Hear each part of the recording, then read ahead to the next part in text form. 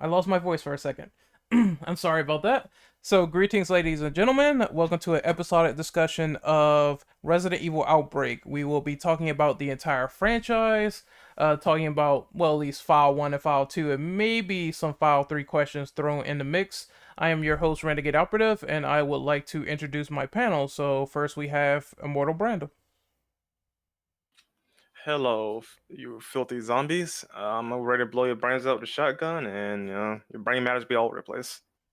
Next we have Bio Devil Dom. Hey, how's it going? I can't wait to talk about how my life is shit. Oh my god, get out. A bit of a Jim reference to Outbreak File 1. Because he goes like, my life is shit. But Next he week, says it more depressingly in File 2, so. yeah, I heard they changed the actors as well, but that's a whole nother story. So We'll get there. I want to introduce Harold. Hi. I can't wait to talk about Mr. X. Next we have Black Shadow.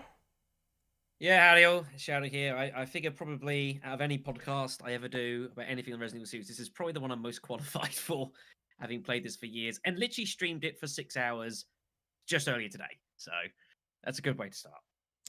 And last but not least, we have our guest here, which is Gothian Games. Goshen, that's fine. Just Goshen. Oh, Goshen, okay. Yeah, I'm the guest. Is that how that works? Yeah, Apparently. you're our We're first all guests. Well, I You're- mean, you're the guest of honor. you're the Why guest. Why am I a guest of honor? You're the guest that's new, so that makes the most sense because everyone here is acquainted. Okay, I guess that does make sense. So we're gonna finally do the document here, and we're gonna start with the first question. So let me see. Let me open this up real quick. I'm professional. Let me open this up. Okay, what is your general experience with Resident Evil Outbreak? How did you stumble across File 1 and File 2? Who wants to go first? I'll go first. Well, you, me, I don't mind. Yeah, I'll go first. So I haven't, the way that I got a hold of File 1 was through Resident Evil Essentials collection. That was a collection that contained Resident Evil 4, Outbreak File 1, and Resident Evil Code Veronica on PS2. At the time, I was, very new to RE. My friend, I've seen my friends play, RE5, and I played a little bit of it, but I was, fucking ass at it at the time. And after that, another friend of mine had shown me RE4, and I had played through that pretty much from start to finish, but I didn't own the game, and that was something that I really wanted to own. And I figured, well, since this little package or whatever came with 2 other games, might as well. Of course, I was not good at Code Veronica, and I'm still not good at Code Veronica. I haven't even beaten it to this day, but Outbreak was kind of an interesting thing because online was just not really a prevalent thing back in the day, on PS2. It was there, but not many people really delved into it as much as they did once the PS3, 360, and so on and so forth had started rolling out. So that's how I got got my hands into File 1. I tried playing it solo, sucked ass. Whatever you do, if you're gonna play Outbreak, just don't play with the AI. Then many years down the line, I got into Outbreak again through the emulator that we recently played on the channel. Mm-hmm. So I played both File 1 and 2, and surprisingly, I feel like when I played File 1 for the first time, I really didn't give it a fair shake because I was only basing my experience off of offline play. But after playing it through emulation and with friends, it's actually a lot of fun, and it's really interesting to go through trial and error to figure out how to progress through each stage and what's the best characters to use per scenario and stuff like that. I think it's worth probably giving a huge shout out to all the folks over at obsrv.org, who are all the guys that are responsible for setting up and maintaining all the fan-made servers that runs this game, basically. I think it's worth giving a hell of a shout out because They've been doing it for years. They've gradually had to refine the process, and they do an amazing job. And I let people, even now, get to experience the game for brand new. So, a huge shout out to them. I suppose what I'm here was I'll talk about me. I've got to go back to about 2006, I think it was. So I had played plenty of Resident Evil games up to the point. I was a bit behind the curve though in regards to like getting new games, that sort of thing. It was about 2006. I'd sort of had some bit of money. I was doing a couple of little side bits and pieces while I was doing school and whatever else. Wanted to get hold of something brand new, something to get my teeth into, and went down. I think it was Game Station. I think it was before they shut a few years, not too long after that. And went in there, was looking around a few titles on PS2, and I was like, Outbreak. Unusual. I hadn't heard of it before. So I looked at it, thought, this is interesting. Asked around sort of the few people I had in my sort of closer gaming circle. They'd all played Resident Evil. None of them have ever heard of it. I was like, well, I'll get hold of this, see what I make of it. I think it's a game where people's mileage vary, especially offline, which is, of course, all that typically people had when the game first came out. Outbreak was one of the games that was very I wouldn't say it was a trendsetter or groundbreaker as such, but it came in that era where online game was very new. This is before sort of like, Xbox sort of Live had already sort of taken off with all the Halo stuff and that sort of thing. This is a little bit before that. It was still very experimental. Getting online set up anywhere was difficult. You needed a variety of cables. In Europe, you couldn't even do it. It was physically impossible. They never... it was only available in the States and Japan. Did the consoles have the software capable of actually doing online play? So all of my stuff was played offline, and yeah, I personally enjoyed it a lot for what it was. I always kind of dreamt of a day where I could eventually play it online, and I thought that'd be great. Never obviously happened. Kind of touch upon it every now and again up until I think it was about 2014, 2015, I believe it was, when I got introduced to the emulator side of things, and then the servers at OBSRV via some folks that I knew. Finally got the opportunity to play the game online. I record the series, was absolutely great fun, and I've been playing it online ever since. I still do streams. I'm doing streams at the moment with a randomizer I've made for the game. It's a significantly better game online than it is with the AI. It's not that they're terrible, although they have their moments, but it's not the same. Actual living people as such, sort of playing it alongside, being able to cooperate with them, it totally transforms this game. And anyone who ever gets the opportunity to get this set up on an emulator and have a crack with the servers, I think most people would enjoy it. The one downside to it, though, is it's a game that I think it's unfamiliar when you first touch upon it. It's a concept in Resident Evil, but everything's live, and that takes some getting used to. And to be fair, the game can get really hard as well when you go across the harder difficulties as well. So, but that's my experience of it. Like, I don't know how many hours I've sunk into the series lifetime, but it's probably too much. Yeah, I'm gonna go real quick because my answer is not really that elaborate. I would say that I've played this game because I simply just decided to go back and download the emulator like everyone else, and especially go back to the Outbreak forums and play this via co-op. I played it solo the first time, and it's like Dom said, I was really bad, and I didn't know where I was going or what I was doing or anything of that matter. So playing it with friends was infinitely better, in my opinion. I really did enjoy it from what I played, and I can kind of see where people are coming from, where they really enjoyed the co-op aspect and they would like to see that stuff happen again in future titles because it was so good in this game. And I keep hearing, it was a product of its time and how it could thrive in an online environment like today. So I think Outbreak is just really good for reliving and going back and experiencing that first time where RE decided to take it to the online approach. I think there's a reason that 15 years later there are people saying, shouldn't have done Resistance, should have done File Free. We'll get into that later on, of course. Yes. But there's a reason. There's a definite reason why some people say that, because people, I look at it and think if the game had come out, say 2009, 2010, when online was actually properly established, like it could have been so far different. Instead, it was what it was. Yeah. And was almost a view of what could have been, which of course is one of the greatest teasers in video games. I also remember seeing. Go ahead. I was saying, I think it's a good thing it came out the time frame it did though, because if it came out in current year, Arguably, debatably, it would have been a much better game because it would be more polished, though. But it wouldn't have the same cult following as it has today. It's a good point. Yeah, the argument is that obviously there was then suddenly so many more games around, so it would have been more competition. Yeah, there's a fair argument with that.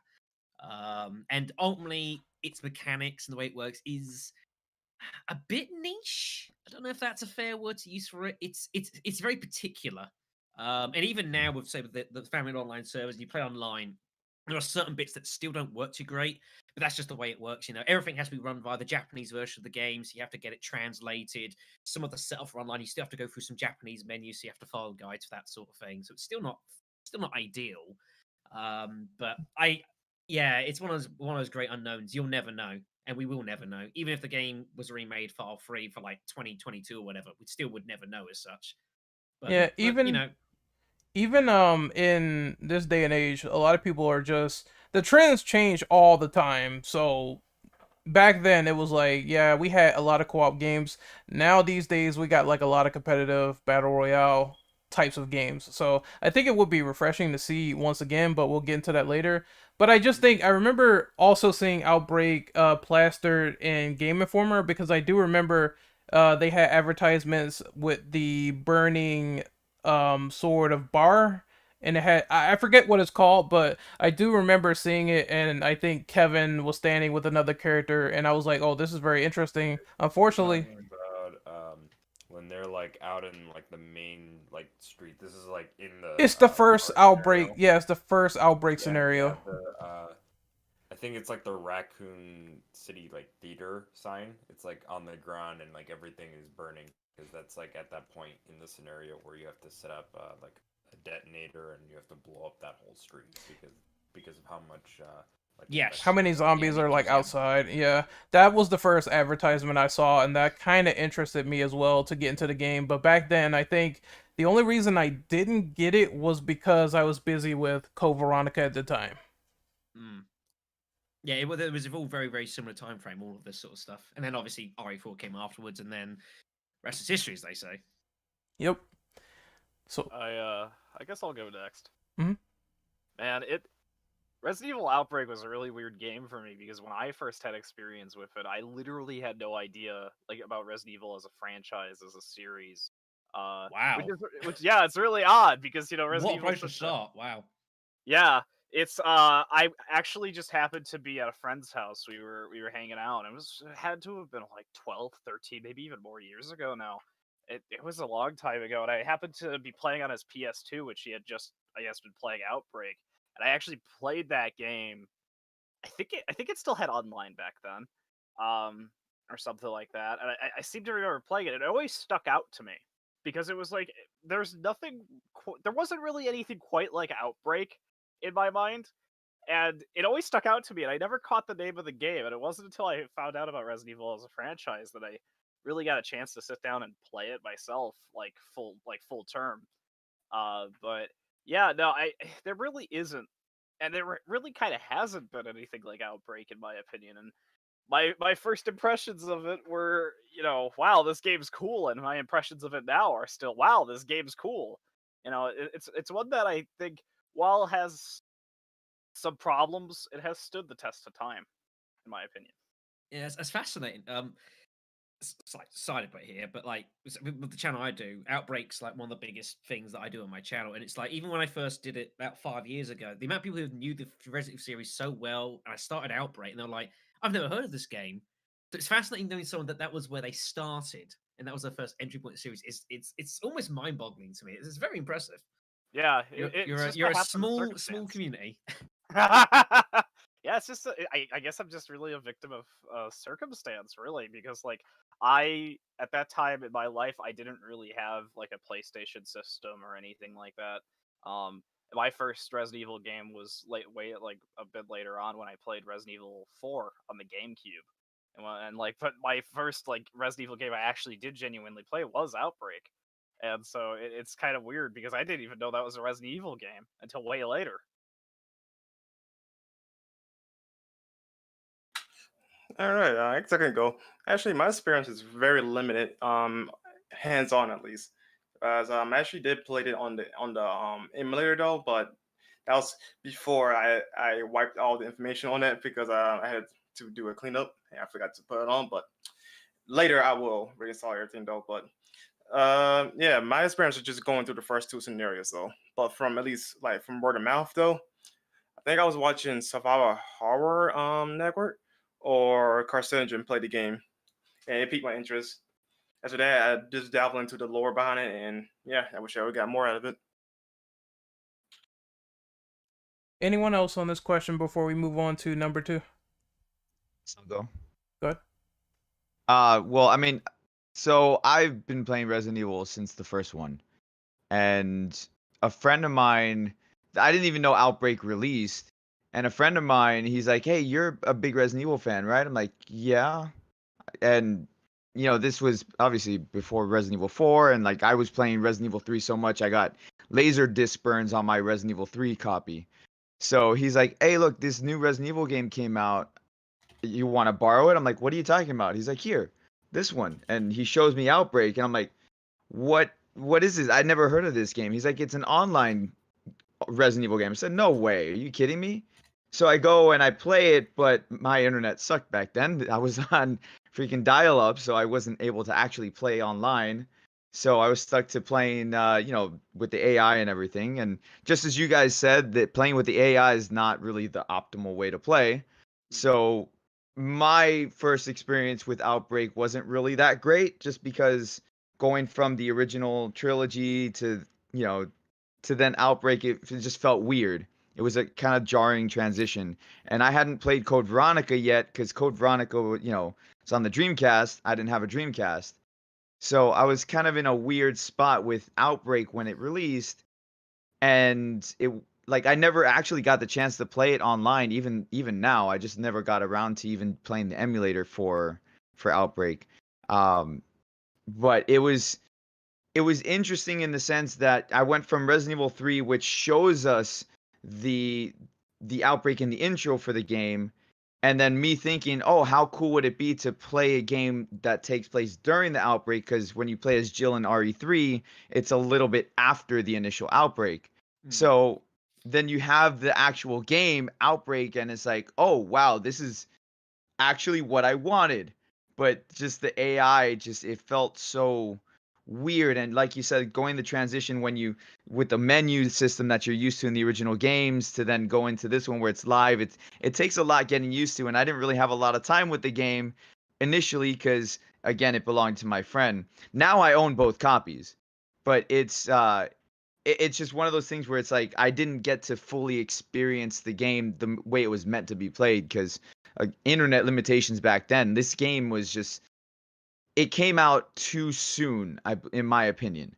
I feel like, even though some of you guys might have said that if it would have come out a little bit later, maybe it wouldn't have been as popular, wouldn't have had a cult following. I think the PS3 era would have been a good era for this type of game. And I would love for them to remake the Outbreak series. And I thought, and I'm sure many people did, that Resistance was going to be Outbreak, but yeah, that didn't happen. Yeah, there's no right or wrong answer with that, to be quite honest though, because like it would not be as a cult status today though, but it would be more easily accessible and potentially debatably more popular if it came on PS3 era, right? So there's really no right or wrong answer in that regard. Yeah, and I think that's what I'm getting at, because I mean, look how many times they've ported out, Resident Evil 4, Resident Evil 5, like if it would have came out on the PS3 era, Xbox 360 era, it could have potentially been ported out to PS4 and, PC and all of that. The reality is, the reality is someone has to go first with these sort of things. Someone has to do something new first, and it was Resident Evil Outbreak. There's other things, with Yeah. and that and stretching out. And it was one of those ones, and it's all thought, yeah, it would be nice if someone else had done it first and got the kinks out. But Outbreak was the game, one of the few games that really kind of tried it first. And as you can see, it was difficult to implement because it was still a very limited feature. So, which goes to show how hard it can be, especially back then, 15 years ago. Completely different to what it is now. Right. All right, so we're moving on to question number 2. So, Brandon, can you read that, please? Indeed, I can. Sorry, I'm turning my fan. It's actually hot. What is your favorite scenario in Resident Evil Outbreak? Oh, actually, I have two scenarios actually. One is actually the Outbreak scenario, the very first one in Foul One, because it reminds me of like a Resident Evil 3, obviously, because it's the Outbreak. It's going shit happens, right? I love that scenario a lot. Just seeing how it begins, then you gotta fight your way through all that shenanigans, right? The second one, which is probably a no-brainer here to some people, but I love the zoo scenario in Foul 2. Wild thing. It's just yeah, because it's so uncanny to see a giant elephant trying to murder you that is mutated from the T virus. The sad thing is that's not the worst thing in the zoo trying to kill you. That's the Oh, problem. it's It's not. the tigers. It's the stupid tigers. I The hate them. bees. The tigers, aren't the great. the Actually, bees, it was toucans. lions. It was Yeah. lions. There's I a- think there's also hyenas in that. There are some hyenas. You've got the alligator. Yeah. You know, There are no it's tigers, which that Yeah. would have been even more fucked up if we had to. I deal mean, with tigers the and cute part of that scenario is that there are two different boss fights you can take on, which you can sort of Yeah. semi-control, which is a nice touch. Look, they're in you the know. same food groups. I fucking hate tigers, lions, whatever. Just as soon as they came out of that truck, They're big fucking cats. Oh, is you what I'm opened the gonna truck. say. Oh, that's you don't. Yeah, you we don't did- go near that truck. we You did saw open the green herb truck. and fell for the trap. Oops. I don't know who opened it, but they did come out, and I was so They scared. open it themselves whenever you go near. They just open it themselves. Wow. The trick is you can go around the outside to get the herb. It's a bit dicey. And yeah, if you go too close, you let him out, and it's pretty bad. Surprise, motherfucker. That's essentially what happened. Trying to think of my favorite levels, and well, I guess favorite scenarios for me would be I kind of did like Hellfire. Just it had the right amount of like going through rooms and puzzles, and also fighting the boss at the end, which is the thick Regis liquor that you got to Yeah, shoot. It's quite an old school sort of chapter, actually. There's a lot of backwards and forwards, and it's mainly just one big puzzle you're trying to solve, which is kind of very unlike a lot of others. There are puzzles dotted about, but yeah, Hellfire is just one big puzzle and plenty of backtracking, so very old school. And I also really like the level. I don't know the name, but it's the one where you're in the woods and you have to deal with the Axeman. That'll be Flashback. Yeah, Yes, Flashback at the was Raccoon great. Woods. It was great because you got the opportunity to see that there's like sort of like a slasher villain after you with an axe, and you gotta try to run around him and also kill the plant at the same time. So I thought it kept you on your toes with a lot to do, especially dealing with him and the rest of the enemies in the environment. One of the scenarios that has a lot of the scenarios have got sort of like little back plots. Flashback has a huge back plot of what's going on. In fact, the obviously spoilers here, everyone. To be expected. So yeah, Flashback is an old abandoned hospital, and there's a giant plant growing through it. Now it ends up turning out that it was a woman who had come to the hospital and was like infected with the virus or whatever else, and basically kind of mutated. Ended up getting sort of interwoven with all the plant life around. Ended up becoming this giant, massive cocoon thing. And it turns out that the Axeman is actually her husband, who thought that he had to keep her alive, and then starts like hunting hikers down, sort of luring him into the hospital, killing him, and effectively feeding him to her. It's then there's all sorts of stuff. Alyssa, who one of the playable characters, like her colleague, went to the place. Kurt went to the hospital earlier in order to do sort of investigate into what was going on. There was police conduct, all sorts of stuff. There's tons of files around, all sorts of information, and that's a fun thing I like about the game. There's quite a lot of attention to little details in lots of little plots on quite a lot of these. Decisions is another one. End of the Road is another one, which is nice to appreciate. Because this is a game that did not have to. They could have just been all about the action going on, but there's a lot of cute plot around. And Flashback's a good example. I think we're 100% positive that old man in the beginning, he was the axe guy, right? Where you're following him? Yes. Yeah, that is him. Yeah, Ow. He is the Axeman. You follow him into the woods, and then all of a sudden, when you're finally inside the abandoned hospital, there he is, just all different. Yeah, when you get the true ending for Flashback, it shows you everything. That it shows that it is actually him, and it makes you realize that it is actually his wife. But you have to like escape the hospital by killing the boss in the first place, and then you have to take out Axeman while you're on your way out, which is tough because the place is collapsing around you. But if you can do that before getting out, you get the true ending. Wow, I don't think we ever did that. I think we just left. Yeah, most people do. I think there is we also left and he takes off his mask and just dies in that boss room. More or less, yeah, more or less. There's also, I'll throw this out. There's actually even a totally different way of leaving the level. You might remember there's a bridge that collapses. When you go to the hospital, the bridge you took to get into the hospital collapses. I don't know if you might remember that or not. I do remember that, yes. So if you actually don't cross the bridge, and I've tested this on online mode, on solo you just spend X amount of time. But on online, if someone goes into the hospital, but if there's a people that are still on the other side of the bridge when it collapses, it opens up a completely different event chain of escaping the forest. Like some extra areas become available. There's a woman around who's wounded, looking for a daughter. You can help find her. You got to go back to the cabin to find her. She give you some weapons, and there's a completely different way of escaping the level. It's really cool. It's hard though. It's very very tough because all the zombies turn into scissor tails, and there's a bridge with invincible enemies. It's all kinds of ugly, but a lot of people don't know about that. It's very very cool. That's very interesting. I don't think we ever done that run before where No, people were on the other side before the bridge collapsed. yeah. Typically you wouldn't do that. You just go into the hospital, but there is as an alternate way of completing the level if you are still on the bridge for some reason. Very cool. But to bring it back to favorite scenarios, anyone else want to go? I'll go. Good. In regards to favorite scenarios for me, it is honestly flashback. I think I don't know, it's very unique with the Axeman and all that. I think, and I also just kind of like the general look of the level. Like it has this really, I don't know, doesn't it have like that overgrown kind of look to it inside the building, if I'm not mistaken, or am I misthinking? Because Kind of does, yeah, because it's decrepit. It's been abandoned for like yeah, a while, and the forest is kind of like taken over a little bit, and obviously all the plant stuff going on as well. So yeah. I kind of dig the look of that, and that on top of the Axeman and all, it just kind of all comes together to just.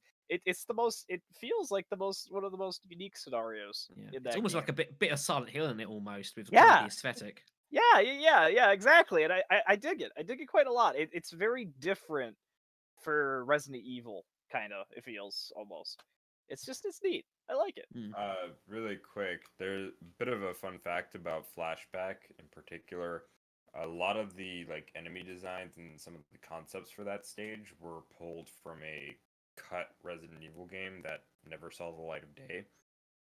That game was supposed to be called Biohazard Dash or Resident Evil Dash, where you were supposed to be playing a new set of characters going back into the Spencer Mansion after it blew up to find new rooms and stuff like that, and mostly dealing with enemies that have plant-like vines and stuff like that. So that was cut, and it was in favor. It was because they had more favor for Resident Evil 2 at the time. So, but I was gonna say, wasn't that a concept for Resident Evil 2 at one yeah, point? well, it was the concept game before Resident Evil 2 was conceptualized, because they were thinking of doing that before they decided let's just go straight into Resident Evil 2 and make that. I mean, given how Dead Rising 4 kind of came out, I guess that's further proof that good thing they didn't do that. I'm curious, Black, what do you mean by that for the Dead Rising sort of comparison?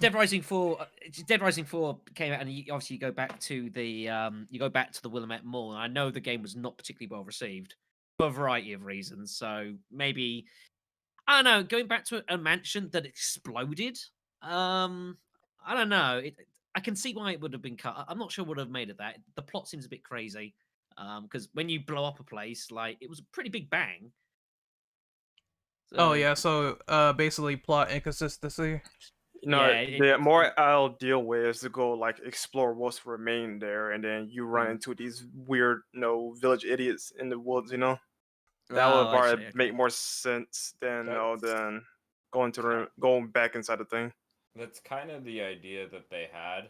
Was that parts of the actual structure were still intact, and it would reveal rooms that weren't there because they were hidden by some kind of wall or some kind of thing that was there when it was still intact.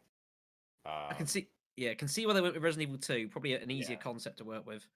So the idea is cool, and it's good to see that was obviously implemented into Outbreak with Flashback. But obviously it's clear that there were inconsistencies. as there always is. Yeah, that makes sense. But anyone else want to go on this? I'll go really quick. All right. So I'm gonna kind of follow what everybody else said. Flashback is absolutely one of my favorite scenarios. I really like the soundtrack to that stage. Like right when you first start up that stage and you're just in the cabin, like going through the woods and stuff. It just really like atmospheric. Like it's very different from some of the other stages in File 2. Also, a bit of a hot take. I think that particular stage is just better than Resident Evil 7 in its entirety. But I digress. Oof. I don't know. I've not played it yet, but that's a big statement. Oh, you're not missing much. I'll But, find out Oh, very soon. oh, whoa! Don't tell him that. Yeah, I'm going through it in about a month, so in preparation for 8. So yeah. all in good time. But as far as File 1 goes, I actually I think it was called Decisions, the final stage. Yes. And the only reason why I like that stage is because we fucked up so many times with it. It's brought out some very funny ass moments in our playthrough. Is that the one with the Black Tyrant? Yes. Oh, Yes, Thanatos. We fucked that Thanatos. stage up so much. Like Ren could tell you because he was there. But we fucked that stage up so much that It's a tough stage. Only liked It's a tough that stage.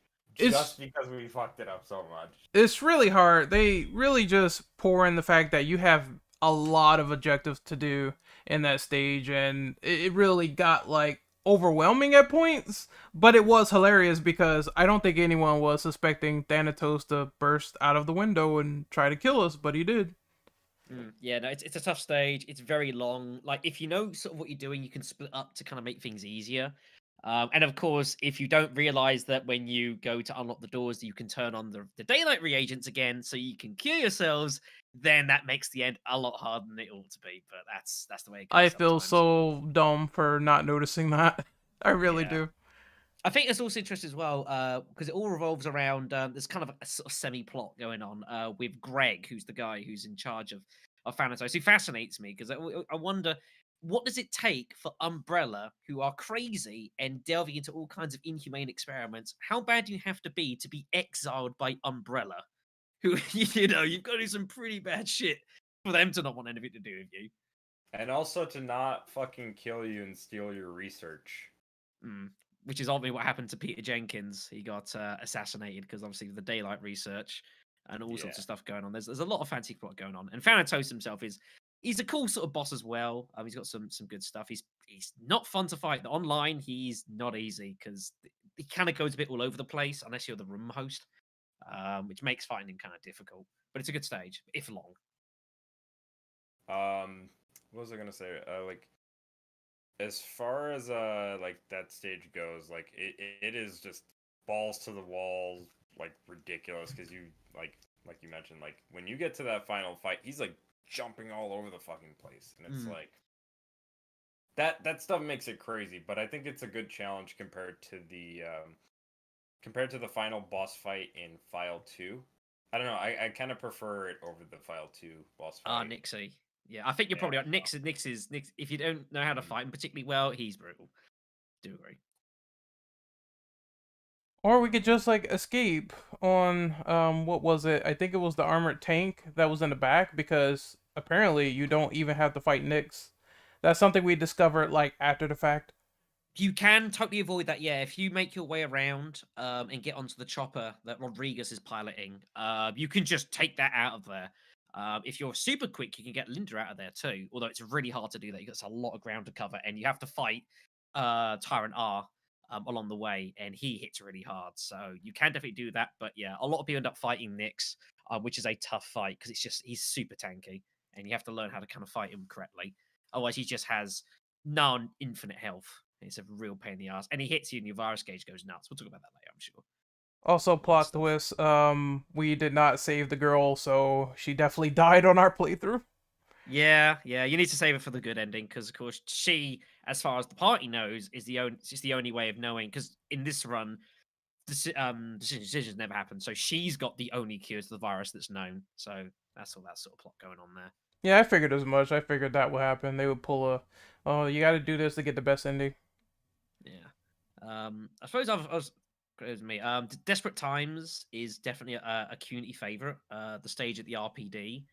I think I like it for different reasons other than others. It's not an easy stage at all.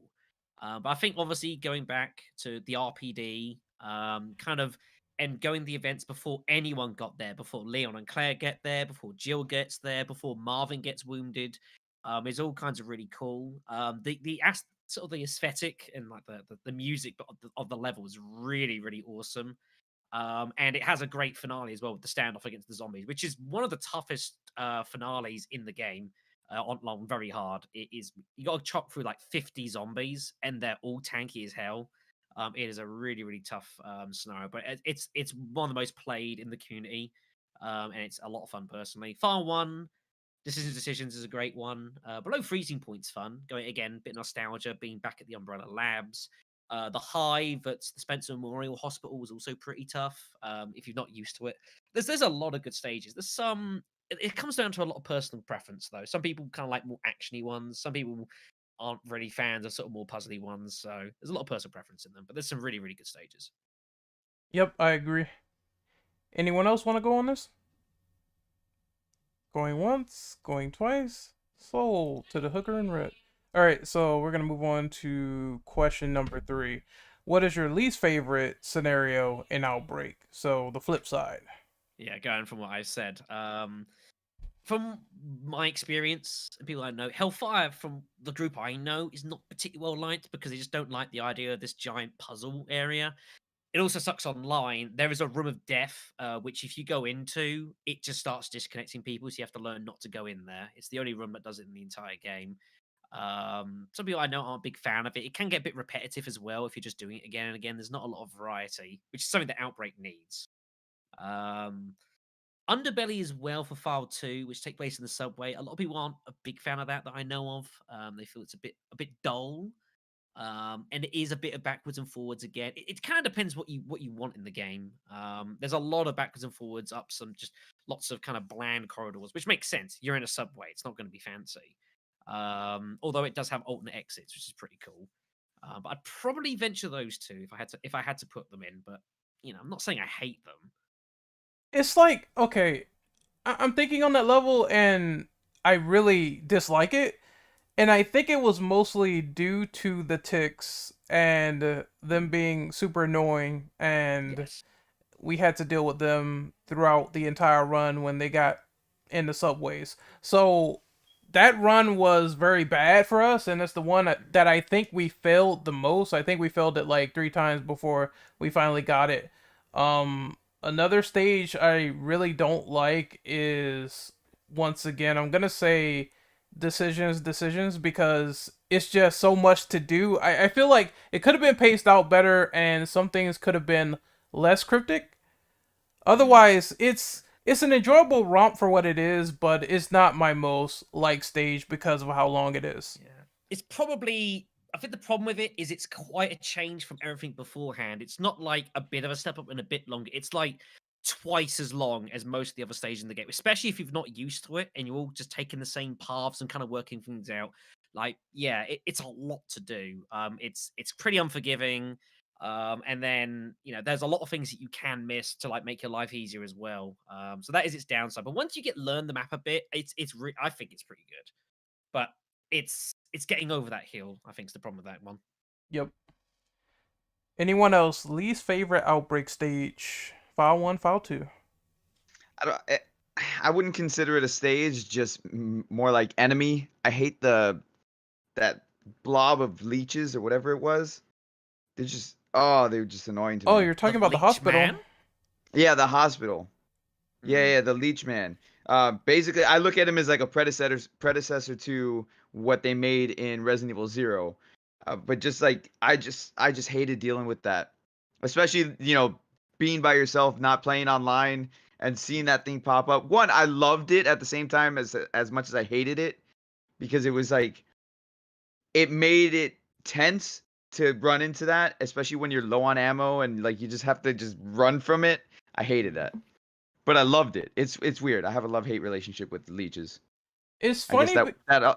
Go ahead. Also stemmed into Resident Evil 0, but go on. Yeah, it's funny because that level, I think we needed a guide to figure out what the hell was going on, because apparently you need the blood pack in order to lure it, and then you have to burn it as well, and that sort of stops it for a while. So. Yes, the temperature room. You don't have to use it, but a blood pack makes life significantly easier. But yeah, you got to lure it in and then come out and then superheat the room in order to kill the leeches, because that's their one vulnerability is fire. Mm.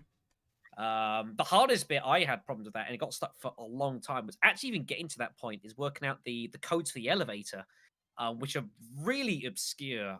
There's like a Carmine code you have to find, and you have to add that to like a modifier between different files in the game. The problem is that the file said add this to like the red code. I had no idea that Carmine was red. I had no idea, so obviously I had no idea how to solve the puzzle. The other issue is I always found was actually the code to the rooftop. It's always the same, 0930, but the only way to find out even what the code could be is by looking at a desk in the first floor doctor's station, which is infested with enemies. You just look at a random desk and it says, like, someone's daughter's birthday, September 9th, or September 30th, or something like that. And it's like, that's the code to the rooftop. It's really obscure. I think they could have done a better job with the puzzles. I think they were pretty obscure, especially compared to some other puzzles in the game. And Leech Man is pretty tough as well. He can like corner you and just rinse you. Pretty brutal. Anyone else on this question? No, I got nothing to add on this. Harold? Yeah. Honestly, my least favorite scenario in Outbreak, is Desperate Times. It's Wow. kind of weird though, because like I don't necessarily think it's not like bad. It's not a bad scenario. I don't think there wasn't any real scenarios that I felt were like bad, like, oh god awful, god I never want to touch these again. But Desperate Times was like one of those ones where it's like, yeah, it was kind of cool seeing the RPD again, but also that ending sequence. I know it's like purposely super hard, but it kind of felt like, I remember when we played it, there were several times we'd get to the end and then we would just proceed to die, and it was like a consistent thing. We tried like 3 or 4 times at one point during the night, and it's just that ending sequence just doesn't feel right to me. It is deceptively hard. I do agree. Yeah. It's like it's the worst part to me, and I mean it comes off at the end of what is otherwise an actually pretty all right scenario. I think I like going all over the RPD, and I like, when you split your party, I guess, and it is a really cool scenario. It's just that ending sequence is what sinks the ship for me. Yeah, I think at that point, the only way we beat it was we had to coordinate and get enough ammo before we trigger Marvin outside. That was the only way to beat it. And there was also the fact that there was poison in RPD, so we had to hurry up and get out, otherwise we would drain our health, and that would be a problem. Nerve gas. The nerve gas is pretty annoying. That circulates kind of weirdly, and it's kind of weird because it goes into a room and it takes ages in a room. It goes by a particular cycle. In an ironic sort of way, the gas is probably easier to deal with on hard difficulties because it cycles faster. On like very hard, it cycles through a room like every 30 seconds. Now, in theory, that makes it more annoying because it means it's more over the place. But in a way, it actually makes it easier because it's cycling pretty quickly. Like if it's in a room you need to get past, it doesn't take long to actually wait for it to go past and go to the next room. Whereas like on hard, for example, it will sit in the same room for like 2 minutes. So if you've got to get past and you've got nothing to do with like to protect yourself from taking in massive virus rate problems, then you're just kind of stuck spending a lot of time. The finale is also pretty deceptive as well. Yeah, if you don't know it's coming, like the first time, you're not ready for it, and it's pretty brutal. But yeah, once you realize how it works, and it's just about stacking up all your weaponry in the yard, and just saving all the items spawn, switch everything out, and just getting yourself ready for the fight. It's not too bad. But yeah, first couple of times, it's like it takes you by surprise, and you tend to just get munched, which is the nature of it, unfortunately. It's not the worst scenario in my opinion, but it definitely can be brutal at the end, which I agree with. All right, anyone else before we move on? This is worst stages. Yes. The Hive. I fucking hate that stage. I'm trying to think. The Hive. Which one was that? It's Spencer. It's the hospital. Spencer It's the Memorial hospital with the fucking leech zombies. with the leeches. Yeah, that's the only one I really hate, to be honest. You didn't hate the subway? Oh, fuck the sub. Yeah, with the fuck that shit. I think if you don't like the Hive, you probably don't like the subway. Yeah, Yeah, you're right. they're 'Cause- all sort of similar in that respect. The ticks were brutal, and I think we just had that point where everyone almost made it to the end, and then we just died. So I'm pretty sure we had to do that one over. But I guess we can move on to the next question. So question number 4, Dom, you want to read that? Yeah, sure. So this is number 4. Did you experience online RE Outbreak? If so, what is your experience with 3 other players? So, like I said earlier, I didn't experience it until I played via emulation. And honestly, I feel like that's really the way that the developers intended for people to play, was with live players as opposed to the AI. Because it's more accurate and it's a more enjoyable experience. Yeah, it completely changes the way the game plays, especially on File 2. File 2, I think it's more relevant. File 1 is a game where if you're playing solo, you can kind of get away with a lot more. Because the problem you have with the AI is that as yourself, you can do all the abilities that your character archetype has, but the AI never does that. Now, in File 1, it doesn't matter too much, but in File 2, there's lots of things that different characters can do in different kinds of maps, from pushing heavy objects to unlocking doors or this, that, or the other. So you get penalized a lot more for that in File 2. It's much more designed for playing with actual online players who can do this rather than the AI. So it's definitely a lot more punishing in that respect. And it's just the way to play the game. It's a completely different experience. Online also, I think another thing that's nice about online is that it actually randomizes a lot more about the game. There's a lot of different randomized item sets, especially on File 2, and it will switch around where different items can be found. Even some key items also get circulated around as well, which is something that doesn't happen on solo. It's dependent on your difficulty that you're playing. So you kind of get used to it after a while, whereas online it's always, you don't know if you're going to be running somewhere and getting like a handgun or maybe like a stick. There might be nothing at all, which is refreshing. I think I only played this through emulation, so unfortunately I couldn't play it back then during the broadband era, but I really did like it for the most part. I tried Lone Wolf as well, and once again, it was okay. It's not the worst thing in the world to me, but I do prefer playing it with co-op. That being said, I really did enjoy the experience, just people roaming around, stuff like that. The only issues that I saw, and I don't know how prevalent this was for other people all the way back then when they could play online, was there was some lag with the zombies. Like, there are some times where you shoot them and then they sort of like jitter a little Yes. bit and then they fall on the ground, and I thought that was weird. Yeah, there's a bit of feedback. It's because ultimately these servers are based upon the hosts. It's effectively a local server on the host side. Hence why I sort of room master things. It's not too noticeable, although when there's a lot of stuff going on, for example, like the Desperate Times siege, it's very noticeable and can be difficult.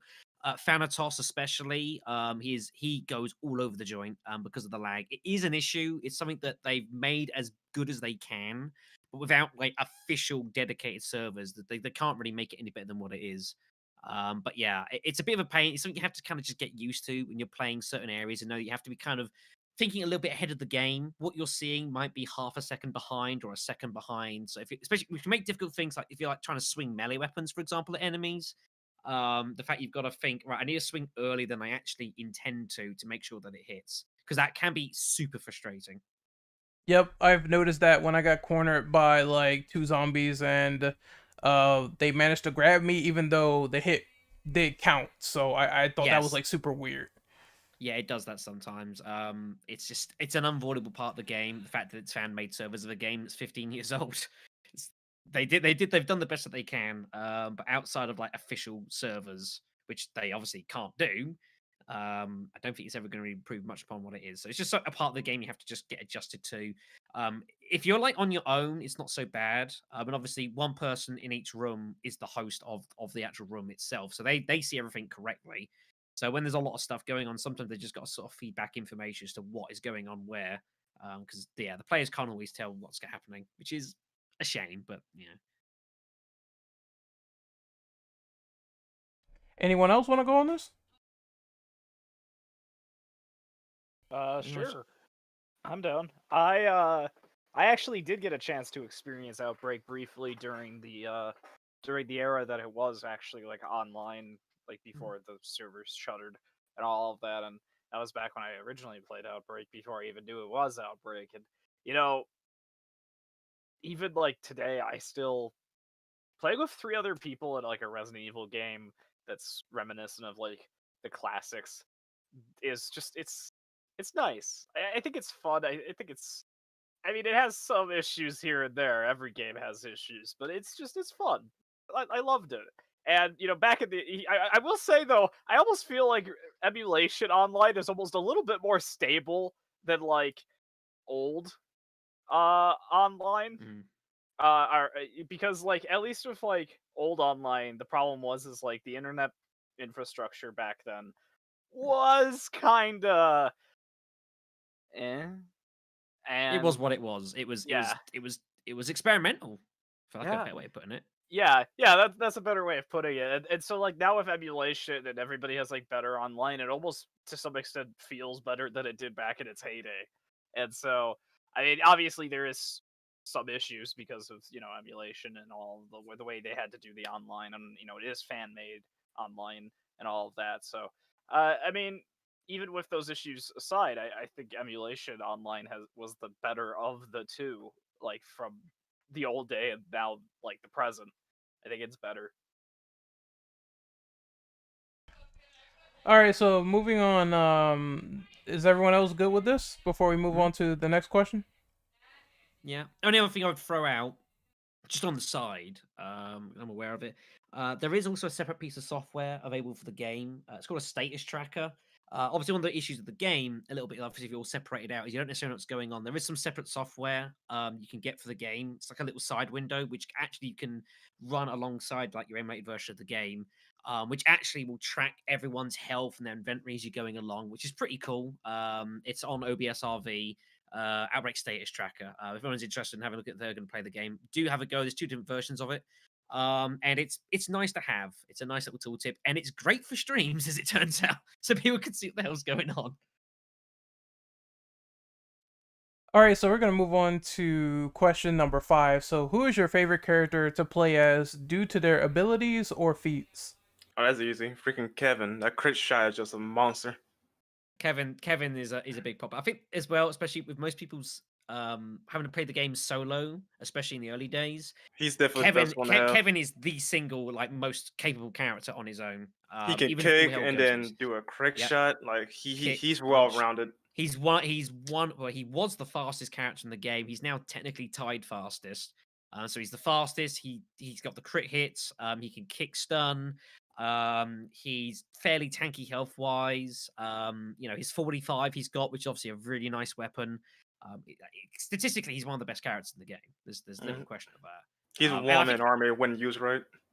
I think also just like his personality as well, you know, sort of a bit happy-go-lucky, you know, sort of a bit kind of sort of just jollying on in a way. I think is very appreciable as well. That appeals to me. And the fact he's kind of his side story, the fact he applied for stars, failed twice, unfortunately. But makes you think, you know. I think he's definitely probably my favorite character to play. Out of the main characters. If he fell stars and he's this good as he currently is, then yeah, that makes the star guys. Yeah, they're really good. Isn't it canon that he and Leon are friends?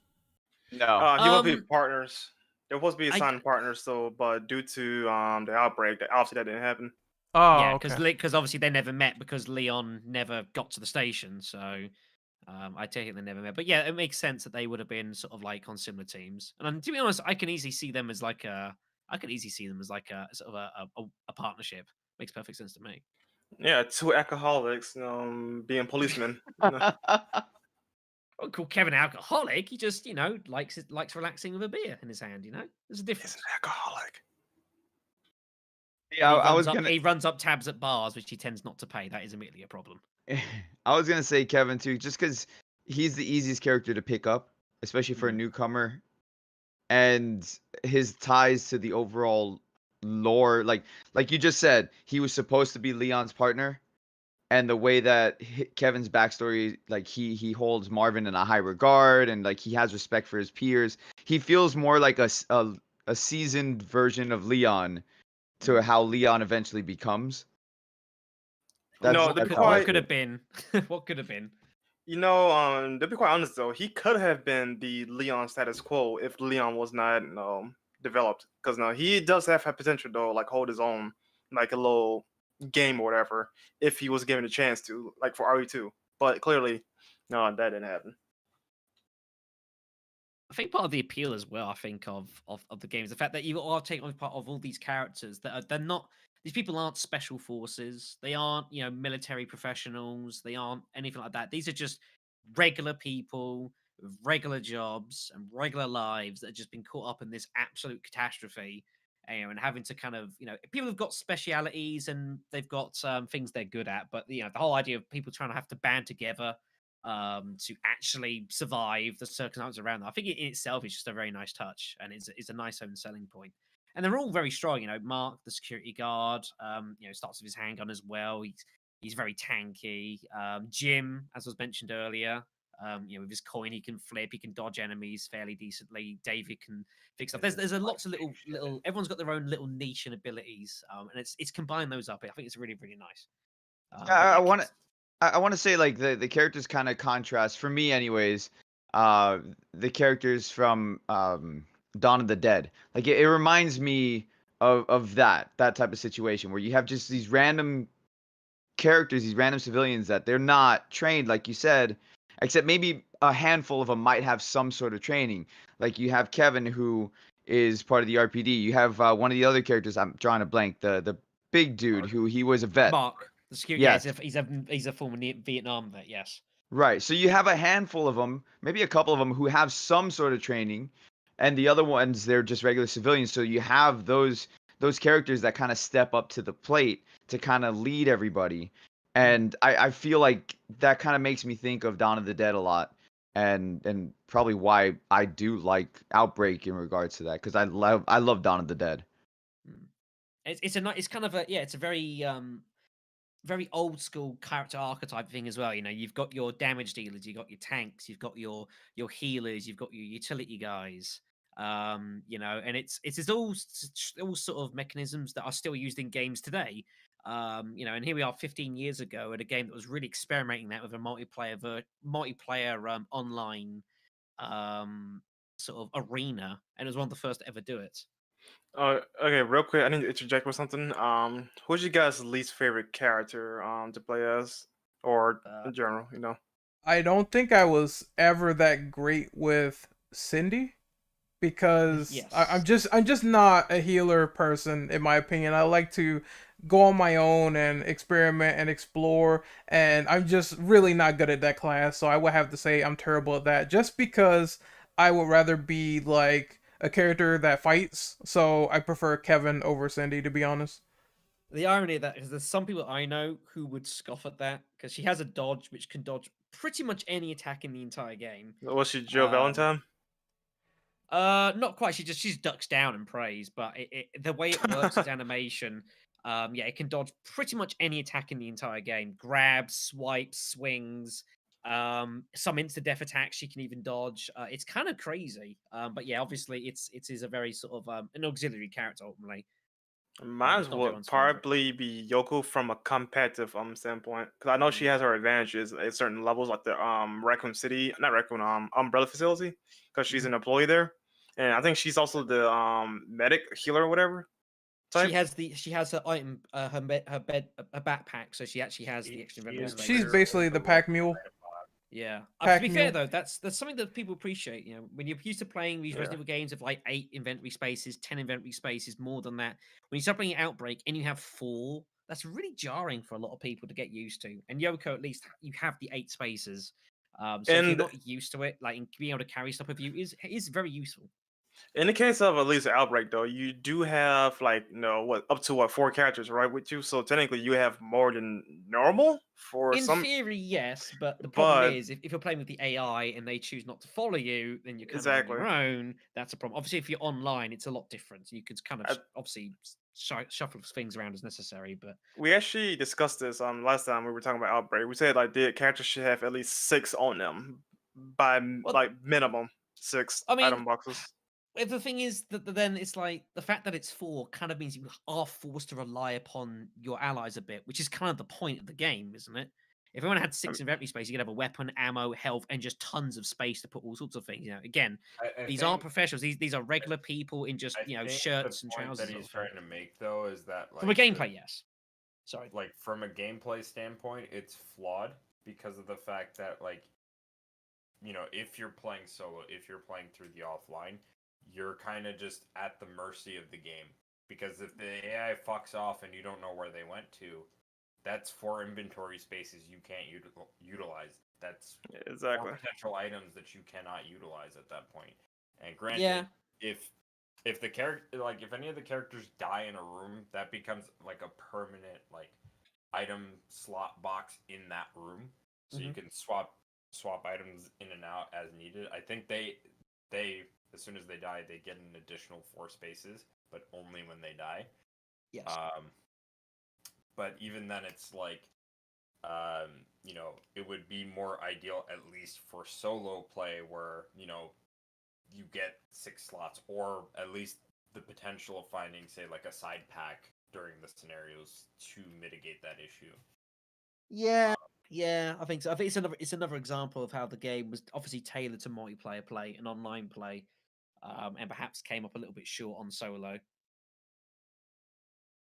It's a fair point. So what about least favorites, Dom? I actually have not gone through this question really quick, so because I just came back. I just wanted to say that as far as like my favorites go, I'm probably gonna say not Cindy, Alyssa, David, and Kevin. Alyssa specifically because she has the lock picks, so like she's able to unlock certain like lockers and doors that might have been locked otherwise, leading you to some like extra items and other like pathways that you could potentially take.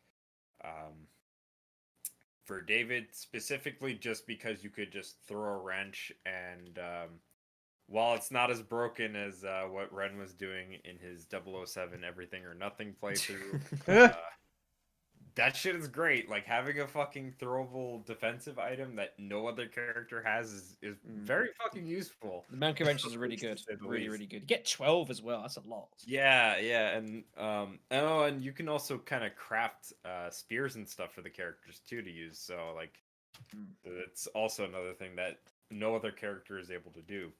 Which is really nice on high difficulties because, of course, you end up on very hard. You almost don't have any firearms at all, so you're used to just using sticks and stones and having to combine stuff. So David, and very hard gameplay is really, really nice. Yeah, and then I think I said Kevin, right? So like You did. Kevin I like just because of the fact that he's the only character that uses a 45. So What about least favorites, Dom? least favorites,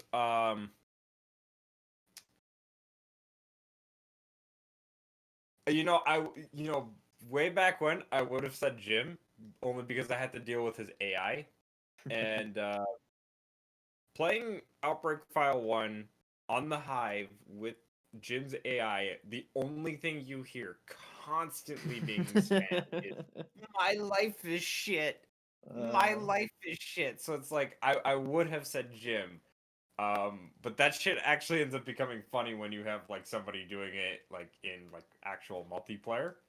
So it's a completely different thing because like at least you know what you're doing and it's like you have your teammates and you're able to communicate and whatnot. But with AI, that shit's just annoying. I think least favorite probably and definitely is the doctor. I just don't play as him as much. George? He's like the only other healing character. I He's think again another one. Is one of those characters that on higher end difficulties he's kind of useful with his medical kit, but like my issue with George is that there's you got all these side characters and so many of them are George types. That is kind of frustrating, and it's a bit bland to me as well. His dodge tackle was pretty good though, but I would probably agree with George there. Like I don't know, like because like George, Outbreak kind of has the same thing that like Operation Raccoon City has. Like this is kind of a weird comparison, but like kind of bear with me here on this one. Like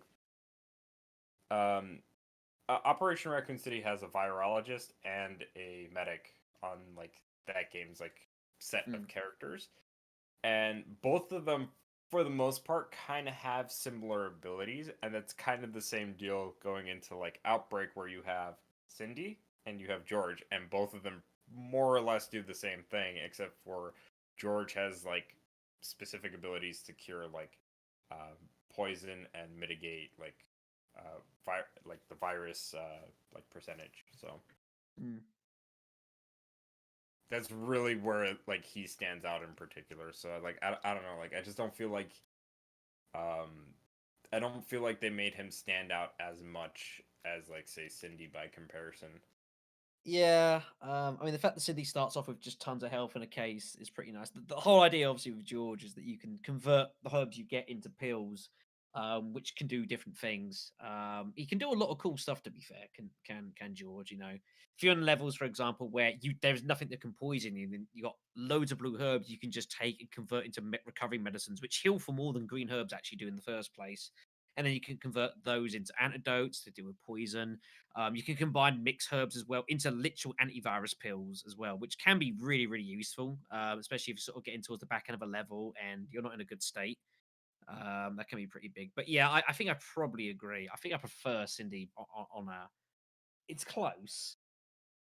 But yeah, it's just so gosh darn many Georges is my problem. I would have said Jim to begin with as well. It's probably not, like was my least favorite, but it's just a case of getting used to how he works and understanding that he can do a ton of damage because you can flip a coin to increase his crit rate chance, his chance to crit hit, and he can do a gobs of damage and stunning and all sorts when you get it high. But if you're not used to using him, he takes a lot of damage. His virus rate is unbelievably quick as well, so he's a bit glass cannony, but he can be really, really nice if played well.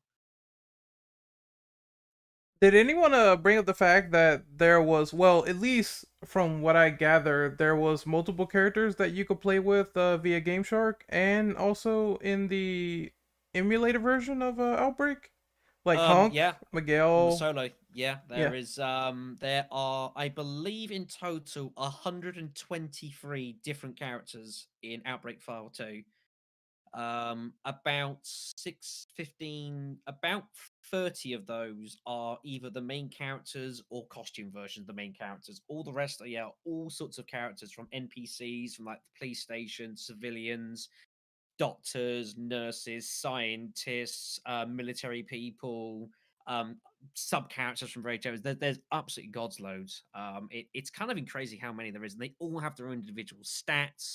They've all got their own individual sort of that are varied from the main character, their own starting items. You've got stick men, for goodness sakes. Oh yeah, I've seen those before. Stickman, yeah, Mr. Gold, and everyone else. Yeah, it's the stickmen who have just got exaggerated stats. So Mr. Gold is like incredibly quick, has tons of damage, tons of health, and then you got someone that's like Mr. Red, who starts off in danger, like literally one hit from fine, and he's pretty much on danger. Mr. Black, who runs at half speed. All sorts of exaggerated stats, but it's really cool. I didn't realize we had Reservoir Dogs characters. Well, I mean, they had the 5 Mr. characters, and then they brought in the Mrs. characters for Outbreak File 2, Ms. Water, Ms. Peach, and Ms. White.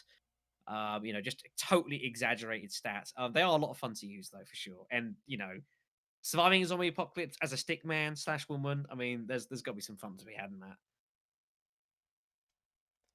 All right, yeah, so it's extraordinary. It's extraordinary the amount of characters for a game for like 2005, 2006, 2007 is very impressive. Over 100 characters. Yeah. Yeah, that was awesome. I mean that. Good. No, I was gonna say. I mean, that's not something that's unheard of either. If you go back to PlayStation days, like the PS1 era, Final Fantasy Tactics, for example, if you use the Game Shark, you can use any NPC on your party, and they all have different abilities and different stats and everything. It's really crazy to think how much the devs actually put into this that just you don't know. Yeah. Yeah. Harold, you were saying something? Yeah, I was gonna say quick that when it came to me, at least with this question, uh, my favorite was George, but my least favorite had to be Mark. I just never was a fan of playing Mark, but I was a huge fan of playing George. Yeah, Mark's kind of like he's pretty basic. He's pretty simple. His power swings with melee weapons, especially on like File 2, are really, really nice. They do tons of damage, especially when you can start combining weapons a lot more. Like power swinging stun rods, like you can do so much damage with them. It's pretty crazy. And you can combine it, say, with Jim, his lucky coin he starts with, which actually halves like durability consumption rates on melee weapons. So you can give that to Mark and like a powerful melee weapon, and he's just set for days and he can just brutalize anything he wants. But if that's not what you want in a character, then yeah, other than that, he's pretty bland probably. Although his voice actor in File 1 is great. Absolutely love him. All right, so we're going to move on to question number 6. Give your opinion as to why Outbreak File 2 underperformed compared to File 1 in terms of sales. I think this is kind of honestly easy, given how the reception for like critically and I guess some fans, depending on your ask at the time, was lukewarm.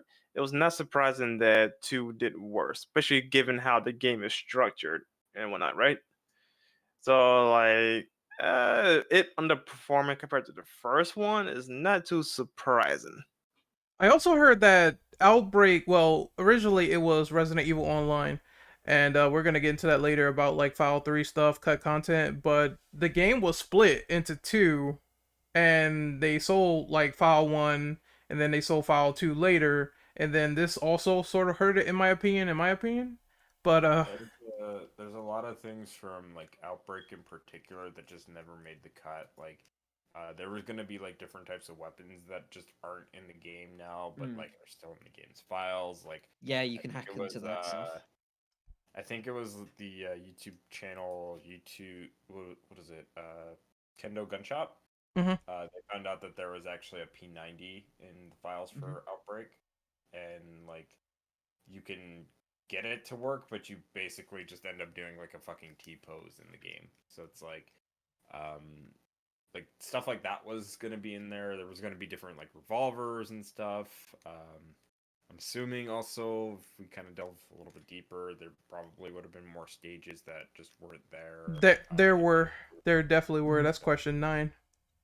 Yeah.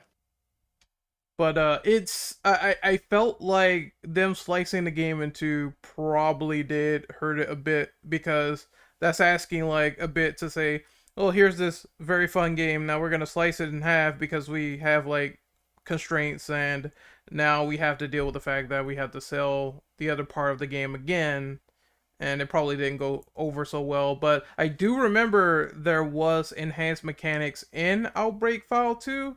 Like, I think the whole walking and shooting thing was first introduced in that game. Yes, yeah, it polished up a lot of mechanics in the game, kind of tightened things up a bit. Why you couldn't just walk, aim in Outbreak File 1, I don't know, because video games have been doing that for years. I think that's like Alone in the Dark: New Nightmare, which came out in 2000 and I think in 2000 or 99. You could do that, and Silent it's Hill 1 like as well. Silent Hill 1, yeah, there's a lot of games that could do it. So I don't know why they decided to not have that in File 1. But yeah, File 2 definitely, it polished up a lot of mechanics in the game, made a few changes here and there, made the maps a bit more complex, more diverse, different types of enemies you're taking on. But I think ultimately the problem is that, File 1 was, an Outbreak in general is a bit of a niche-ish sort of genre. Especially at the time, there was kind of not really anything particularly like it. And ultimately, I don't think it just wasn't well known enough either. I think is the ultimate issue. I don't think enough people knew about File 1. So when File 2 sort of came out, it was like, it didn't make enough changes from File 1, which it couldn't really do, because then it would have just been a completely different game. But then it was some people wondering, well, why should I go back to it? So it was a bit of a catch-22, I think. I don't think the marketing was big overall in general for Outbreak. I mean, you had the mainline games, you had Code Veronica. I mean, those games, and Code Veronica, if I remember, it didn't really sell that well initially either. I think it did. No. No, I don't, because I mean, a lot of the time it was initially released on the Dreamcast, and the Dreamcast failed as a system. That it didn't have a lot of sales overall, and then it got ported over to the PS2 with Code Veronica X. But I think Code Veronica overall didn't sell as well as the first 3 entries. Yep. Yeah, I think And it wasn't the game's fault. It was kind of a bit of a victim of its surroundings. right. Yeah, it was a victim of circumstance of just the way that the overall decline in popularity that Resident Evil was going through at that time until we got Resident Evil 4. And it was, again, it just didn't have as much marketing as I said in my story. For when I got introduced to Outbreak, I didn't even know that it was a thing until my friends like, "Oh yeah, I just got this game. You're a Resident Evil fan. You should play this." So it was kind of a weird situation when it came to File 2 because it's already riding off of a game that didn't it had mixed reviews. It had good new gameplay elements to it and it was a good idea. It was just at a time that we weren't ready for it yet. Mm. In my opinions anyways. Yeah, it was easy to accuse it of being a bit more of the same. When you go into the details, it kind of wasn't, but like not enough people were doing that at the time. I don't think. And yeah, Outbreak File 1, I don't think was received well enough, so that when they brought out the second one, it was it was hard to justify it as a sell, I guess. Surprisingly, I'll tell you. Good. No, I was gonna say I'll tell you right now though, if they did that today, people would be really upset because this basically File 2 is DLC. Pretty much, yeah. I mean, it is. Yeah, it's DLC, but done 15 years ago when DLC Right. didn't exist, and it was had to release as Right. a separate game. But yeah, nowadays, yeah, it's DLC and additional game mechanics. And It's literally updates. on this DLC. Yep. Yeah, Exactly. I agree there. That's effectively what it is. So no wonder it was a tricky sell. And ironically, that's something that people roasted Capcom for to death with their fighting games, but that's a whole different story. I want to say that surprisingly, Outbreak 1 sold well enough, but the reviews weren't that great. I think because it is on Capcom's Platinum list, so it did do decently, but Outbreak File 2 did not. No, At not, the which time, is a you have to shame. remember they did that Resident Evil Essentials bundle. So like once RE4 was out, it was like you could buy that with Code Veronica X and Outbreak File 1. Mhm. And also, to put it in perspective for reviews, let's look at Outbreak 1. It has a 71 on Metacritic, right? Yep. For Outbreak 2, it's a 58. Oh, It's so kind it's of even crazy lower. because on a technical standpoint, it's the superior game. Yep. Well, but also look at it is it critic reviews or is it user reviews? I'm talking about critic reviews. Yeah. What 'cause, about user reviews? User reviews, I gotta actually open them individually. Yeah, have a look. Yeah, it's where it could be Yeah, different. Because I mean, The it main criticisms, I'm sure, would have been 80 that it's just okay, didn't expand enough. 8.3 for 1 and 7.9 for 2. Yeah, because I was gonna say critic reviews for me, in my opinion, like I look at them, I'm like, okay, that's fine, but user reviews are I hold user reviews a little bit higher because that's actual people. Like That's the thing, though. You and I do that, though. I'm pretty sure most of us in this room I do. know. Common public, not so much. We're talking about back in the day where you would get your reviews from, EGM, Trusted source. GamePro. Like you're buying the magazines and you're getting reviews from them. So I get it. It's Yeah. one of those things. It's the marketing, and if somebody's trashing a game, you're like, maybe I shouldn't get this. Yeah, even I put it like this: no other review factors in but my own. So even then, it's like you look at this and you still see that File 1 is still higher than File 2 from the user standpoint. So I'm assuming that maybe either that decline definitely did happen and it was a thing even to the fans, and either that or they just weren't feeling the fact that this game was separated when that news came out later. So it might be a combination of one, the other, or both. I think as well, you got to bear in mind that 15 years ago, there wasn't like stuff like YouTube's or, these giant internet things that everyone has access to, Facebooks and that, where a lot of advertising goes. A lot of advertising ultimately was done by word of mouth 15 years ago. There were people who read magazines and subscribed to bits and pieces, but a lot of it was kind of like seeing about what your friends were playing and kind of asking them about it and getting their opinion, thinking, would I give this a go? And again, I was thinking this point Well- about Outbreak, just not enough people played it. But things though, YouTube did exist 15 years ago. Literally, just the game sphere wasn't strong at that time period. yeah. You know what I mean, though. It's nowhere. It's completely different to what it is nowadays, and people's access to the internet is completely different than it was nowadays. So now you Mhm. can go on the internet, type in a game, and you could read 100 reviews about a game if you wanted to. Information gets couldn't do around that. a lot faster today. Yeah, you couldn't do that 15 years ago. You kind of had to go with people that you knew, or just take a punt of the game, just looking at its case and thinking, should I have a go of it or not? Especially for someone like myself, where I didn't have access to the internet for a long time. So I had just to make a kind of educated guesses. So Cover art was like something that was like a big deal back in the day Yeah. because you had to like look at that and be like, well, if it looks interesting, then I'll play it. But Now we take that for advantage. now it's like more like, well, if it looks good on YouTube, or if I have the chance to play a beta or an alpha, or watch someone a stream it on demo, Twitch or yeah, or anything like so that, many you know. different options compared to like Yeah. 15, 20 years ago, where like Yeah. you didn't have that. You just kind of had to go off of what was on the box, or like Yep. what Exactly. somebody else like told you. Like you'd be like, I guess you would be lucky enough to like see your friend play it, or like go over to a friend's house and play it that way. But like other than that, like you had to just go off of what the box is telling you. Yeah, things were mostly blind back then, really hard. Well, that's why I thank God for like stuff like Blockbuster, because at least you could rent stuff back then as well. It's like these days is either you Oh, can and play the demo demo or buy the game. It's like one or the other. Oh, Or raise you my never glass used, to Blockbuster, by the way. I'm raising my glass for him. Yeah, You pour never one used- T-virus out for Blockbuster. Yeah, Blockbuster Blackbuster. dead. They did it for like one day, and it was just like a fucking apparel store in like I think it was like New York or LA, something like that. Like they brought Blockbuster back for a day just to sell apparel. It was like nobody wants that shit. They No. want to go rent fucking movies and games. Yes. But anyway, I digress. It's the There's- GameStop rental program. I never heard of it. Oh, yeah, that was a thing.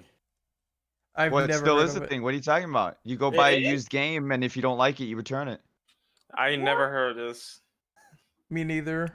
I never heard of this. And They give you like 14 days to return a game, a used game. oh, that wait, but I thought it applies to any game, right? Any used game. Any games? Okay. Yeah, okay, yes, what I have heard of it because no, I have returned a game within 14 days before. So Yeah. I mean, I've done that where it's like, if I blow through a game because it's too short or whatever, I don't like it. I'm not gonna keep it. I'm sorry. right? Extracurricular activity to do once we're done with this podcast. Yep. Do it at your discretion. Yeah. So I guess we can move on to question number 7. So I just wanted to say something really quick about number 6. As far as it like underperforming file 2, and just maybe like file 1 to a like much lesser degree, obviously, because obviously it sold well enough to like warrant a file 2. But I honestly kind of goes back to what I was saying earlier, where like I think these games were just ahead of their time. Excuse me, they were ahead of their time because online was just not a popular thing at the time, especially for gaming. Like even if you had like did get into online gaming, I think like the most popular place to do it, aside from like PC at the time, if you were into PC back in the day, was through Xbox Live, and even that was still kind of like fairly new. So it was like, I don't even think it was games that failed at that time. Yeah, I don't think it was a case of it not being popular. It's just that it wasn't accessible to a lot of people, and even those that had accessibility to it, it was very, very dicey because of these dial-up connections you had to run through.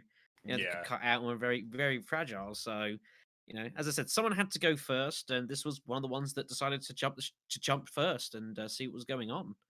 Well, also in regards to Outbreak File 2, I think one of the things that probably hurt it a lot was Resident Evil 4. Because in the US, Resident Evil 4 released January 2005, and Outbreak File 2 was April of 2005 in the US. Oh, you're right. I did not factor in Resident Evil 4 because that really did change the landscape for Resident Evil. And Yeah, among and that was other all the things, focus of what they were doing. Yeah, definitely. Yes, yes. You're actually right about that. I did not consider that. Yeah, because I mean, and maybe even to a lesser degree, the first Outbreak in Japan, because Resident Evil 4 and the first Outbreak released fairly close to each other as well. Oh, what didn't help the case either though is them not bundling Fallout 2 with something because I know. Dom mentioned that was it the Resident Evil Essentials. It yeah was they did not bundle like it was a weird thing because at that time you had Resident Evil Essentials, which had again RE4, Outbreak, File 1, and Code Veronica, and also on GameCube what they had was a like prequel bundle or like a remake slash RE0 bundle where it was Right. just remake and RE0 because like that was a thing. I thought it had RE4 with it as well. If it did, I'm not sure. I remember there being indefinitely RE0 and RE4, unless if that's a completely separate bundle. Yeah, that's a collection. That's a collection. I know what collection you're talking about though, but I'm pretty sure that one in particular did also come with RE4 though. But that might be a different one. Who knows? Even then, it's like as far as like RE bundles in general, like there was nothing for Outbreak specifically where they were trying to bundle those two games together and have them like in like one like complete package. Like Honestly, in that essentials package, they should have put File 2, not File 1. Yeah, I mean the only argument I would say against this is saying that they bundled Resistance with RE3 and that still didn't do too great. I suppose that's obviously for different reasons potentially, which is its own conversation, which we'll get into a little bit. But just to show that they did that and that still didn't work. So the thing with Resistance is that Resistance is a free game, whereas like Outbreak you have to pay for, so it's like it's a completely different thing. And also on top of that, it was like Outbreak File 2 came out at a completely different time. I can't necessarily say that Resistance is free because you can't get it on its own. You have to get it for free. But again, this is free by buying RE3 remake. So like if Well, you buy RE3 remake, you get it. So. Given the price tag though, and given this is a completely different subject though, but given what RE3 is and how Resistance is, though, you're pretty much paying for two games in one package. Yeah, pretty much. It's a price tag for two games, and if you only want one of them, then currently you're out of luck.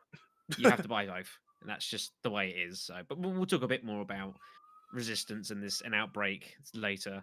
There's plenty to be talked about there. All right, so I guess we can move on to question number 7. So, well, let's see who's gonna read this? Apologize for the sirens. Somebody. Yeah, I can hear that. I assumed they weren't after you, but no. I guess finally the T virus broke out and RPD's having a hard time. Yeah, I'm waiting for Nemesis to bust my ceiling right now. But Dom, you want to read this off since Brandon has sirens? Yeah, sure. Number 7, right? Yep. What do you think of the additional modes and features that were presented in RE Outbreak? I didn't really delve too much into these modes. The only thing I think we played together was like the not the PvP mode, but like the kind of I think it was like the boss rush. Yeah, we did the showdowns. We did showdown, and I think we did elimination, which is just you're going around in different rooms killing all the enemies. Yeah. It was kind of like the it's kind of like the fucking like randomizer for like the rooms that they have for like RE Remake HD, where like if you go to one room, you like teleport into a completely different room. Yeah, the maps don't ever change, like, but it takes rooms from across the entire series and kind of bundles them together. So if you've never played them, you've no idea what goes what. But like, I've done them a lot. So like Elimination 1 and kind of Elimination 3, I can't remember where everything goes. It doesn't ever change, but it's kind of a nice touch. And you just got to go around and kill all the enemies that are dotted about within 30 minutes. Which isn't too bad. I never...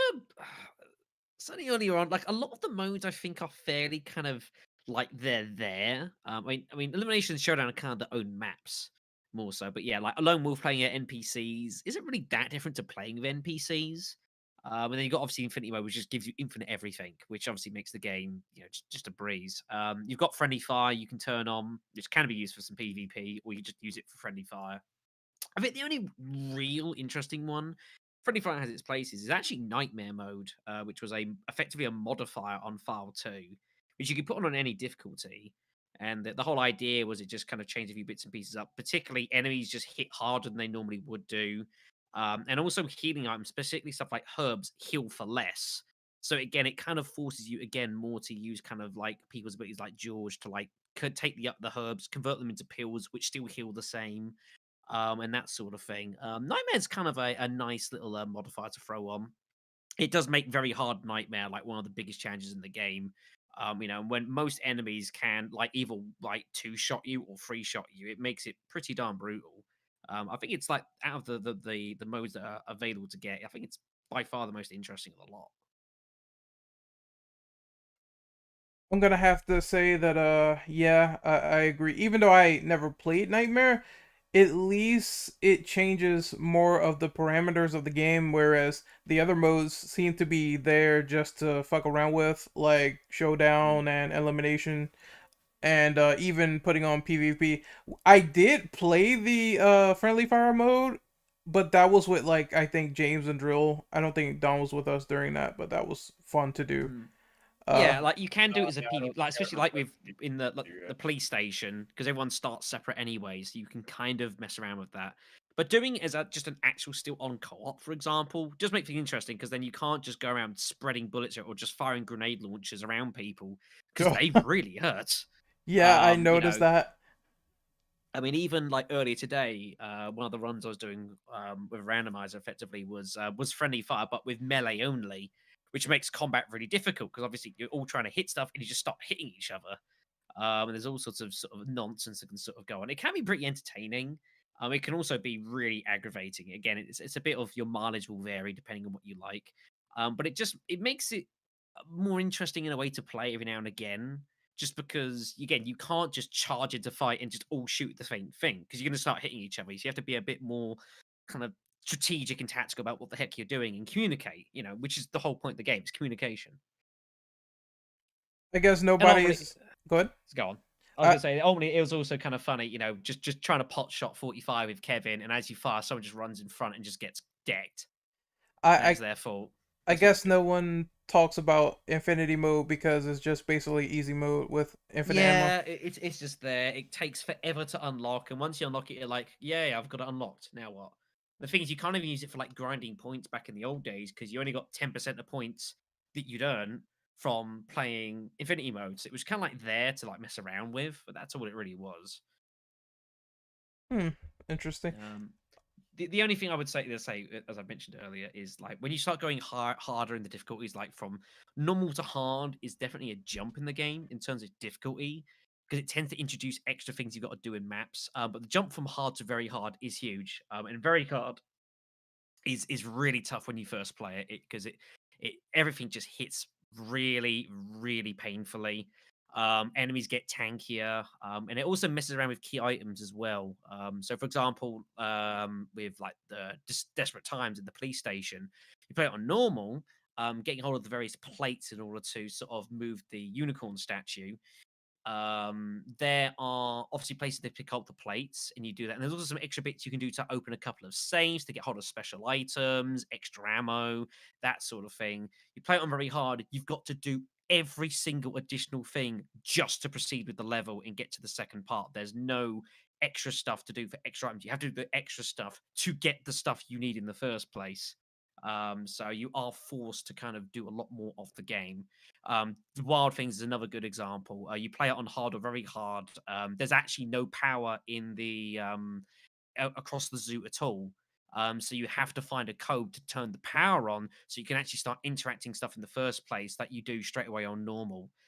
With raising blockades and shutting doors and that sort of thing. You can't even do any of this to start with in hard. You have to, or very hard. You have to find a code somewhere in the map to tell you how to turn the power back on. So there can be quite a jump. But ultimately it's rewarding because it just makes it a more interesting game. There's more that you have to do, and you're kind of forced into doing it. Anyone else on the additional modes question before we move on? Personally, I think that they were a nice addition because, like, I don't know, how long was Outbreak? Do you reckon? Does anybody here? Depends what you mean by how long. What do you mean by how long? Well, like okay, so say you were playing on like normal difficulty, which I presume would be like a lot of people. Yeah. How long would it go? How long is it from point A to like the end? Start. I mean, if you've never played the game before, to say far one to do all the scenarios, you're probably looking anywhere from about like I don't know, say 6 to 10 hours probably. If you've never played them before, if you've played them all before, it's like a couple of hours probably, if maybe 3, because you just know where everything is. But yeah, when you first play it, like you're expecting probably to have to redo a couple of stages at least a couple of times. So you're looking, yeah, anywhere between I'd say like 6 and 10 hours. Yeah. So like I when it comes to like additional modes, and I feel this way about whenever there's an additional mode, like additional modes in the games, it makes you keep coming back for more. And while I personally actually haven't ever really played any of the additional modes in Outbreak because it wasn't like a game I've really played through, I think they're a nice addition. And the brief moments I have had with the additional game modes, they're fun. I think they were a great addition. I think they're just a general good time. I think it's almost like a proto Left 4 Dead in that it's a Yeah. game that ultimately is reliant upon replayability. And as such, it needs to do something so that if you do decide to replay the game, because the main game is itself, like say when it came out, if you're paying like 35 quid or something for a game that's in theory 6 to 10 hours on the face of it, you're like, well, what's the point? But again, the whole idea is it's replayability, which is something that they tried it, and especially on online, there was bags of replayability. But again, we come to the original point, a lot of people couldn't get into that in the first place. They couldn't access that. But even on your own, there was enough replayability with different characters, the different game modes, especially on File 2. File 1, you basically just got the difficulties, and that's about it. And the maps are all kind of operate the same anyways, whoever you play as. There's a couple of little neat things you can do. It wasn't until File 2 where there was a much more variability in how stuff works and how it goes. Yeah. So yeah, that's pretty much exactly my point. I think they're cool. I think they're good, and I think they were well represented and all of that in the game. Yeah. Just a really quick add-on point I wanted to bring up because like as far as like replayability goes, like I think Capcom is actually pretty good with that kind of stuff because like they've made like fairly short games that you could beat within like 2 to 4 hours on like average, but like they'll put in like a shit ton of stuff to do for like post game. That or they just make the game fun enough for you to like replay it more than once. And I guess ultimately, if you don't enjoy the game enough to want to replay it, then it doesn't matter what the game offers you to replay it. You're just not going to. That's just the nature of it goes sometimes. So, if you do want to replay the game, which hopefully people do, and a lot of people did do, there were a lot of different ways to play it. And again, File 2, as I say, from a technical standpoint, is just the superior game to File 1 because it added a lot of stuff in and changed how a lot of things work. But at that point, like people who had already played the series had already kind of made the decision whether they liked it or not. So. And also, arguably, File 2 is probably the harder game than File 1, especially on your own. It's a very tough game, File 2, on your own to play because you're a lot more reliant on people using their various skills. So if you're stuck with the AI, you can only use one person's skills because they don't use theirs. So it's like, well, what do you do? So it's a tougher game probably, even though there's more stuff you can do and better ways to play the game. All right, so everyone done with this question? We can move on to question number 8. All right then. So how do you feel about the virus gauge in Resident Evil Outbreak? Who wants to go first? Honestly, the virus gauge in concept is cool, and also from a technical standpoint, it makes sense. Because if my source is correct, that the reason why they have it is so that people won't clog up the servers. So if that thing hits maximum, you're out. Yeah, it was kind of a multiple reason. Yes, from a gameplay standpoint, especially 15 years ago, there was obviously server capacity issues. So it was a nice way of stopping games going on forever, which was a potential problem. You have the plot reason you can tie into that, and that you could say, well, like all the water supply is getting infected, and it's stuff going around the city. And also it also just adds, just as a gameplay point, just a soft time limit on people, and that you can't spend forever trying to do. These are not particularly big scenarios, are some of them, and the idea is that you want to be kind of going, and it just kind of to add that extra sense of urgency, and almost that risk reward as well. That if the virus rates typically aren't particularly fast, but if you start getting attacked by enemies, it can spike very, very quickly, especially someone like Jin, for Which would example. make sense. Yeah, yeah, exactly. It does. It makes sense on a lot of fronts. I think it was pretty well executed. It does make things a bit painful sometimes, especially someone like Jim, for example. You know, who could get grabbed by a zombie and just has like a 6-7% virus rate jump. You know, It's that's like this very shit. Holy cow. that's he's super aggressive, so he needs to really avoid combat where possible. Oh. At least Hello. Whatever that cameo was. from the train. Oh Yeah. man. Was either- Brain is So- getting the ambulance, the firefighters, the police, and the trains coming in on the recording. everything. I'm telling Help you, me. those zombies are out there, man. They're trying to get you. Yeah. But yeah, where I think it was good in a sense of urgency, but it does get a little bit annoying because, as you guys said, there are characters where the virus rate goes up more faster than others. That's why I don't use Jim that much, because if he gets hit, takes too much damage, or if he even gets hit a lot, then it goes up rather fast, and you're not completing the level if that's the case. he's a pretty advanced character to use, for lack of a better way of describing it. Where someone say like the Cindy or Mark's pretty high. Kevin's fairly quick actually as well, out of the 8 main characters. But yeah, like he's very, very quick. He's one of the fastest in the game. So it does take, you need some game knowledge before just playing as Jim, because otherwise you are really struggling. To be fair to the virus gauge, like the only chapters where it tends to really matter your virus rate is, say, decisions, because it's so goddamn long. End of the road, it can matter because when you're fighting Nyx at the very end, his attacks just do tons of virus damage. So it kind of gives you some wiggle room there, and also the police station because of the nerve gas, which kind of accelerates the virus progression. Outside of that, not really any other stages. The virus gauge matters really that much unless you've taken tons of damage, and if you've taken tons of damage, it kind of is irrelevant anyways. You might already be dead. But no, I think it from a plot point, from a gameplay point, and just from a pure server capacity point, I think it was actually quite a niche, quite a nice little mechanism to put into the game. I think it was pretty well executed. Yeah, like I said, go ahead. Oh, good. I was just gonna say really quick, like as far as like my opinion on it is that like I'm kind of 50-50 on it, because on the one hand I could see that as like a good like challenge, like it's almost like adding like the time limit mode from like Revelations 2, for example, where you only have like a certain amount of time to complete the stage, and you know, like taking more damage reduces time and things of that nature. However, I think like taking like say like later RE games into account that like more or less brought that feature back, like ORC, and I think Resistance also has a very minor infection mechanic, if I'm not mistaken. There is a infection. There is a Like, infection it's, like, mechanic. very Yes. minor by comparison to Yeah, it's different, Outbreak but yes. and ORC. So, but that beside the point, I just feel like the games that reintroduced that mechanic later down the line in this entire franchise kind of did it better. Now, again, I understand like for like server purposes, like that's what they had to do, but like going For back solo at it, play, it was unnecessary. yeah, honestly. or like going back now, like when you look at it from the perspective of like going through emulation, where that's probably not going to be an issue, and then like if they were to ever do an HD remaster again, that's probably not going to be an issue anymore.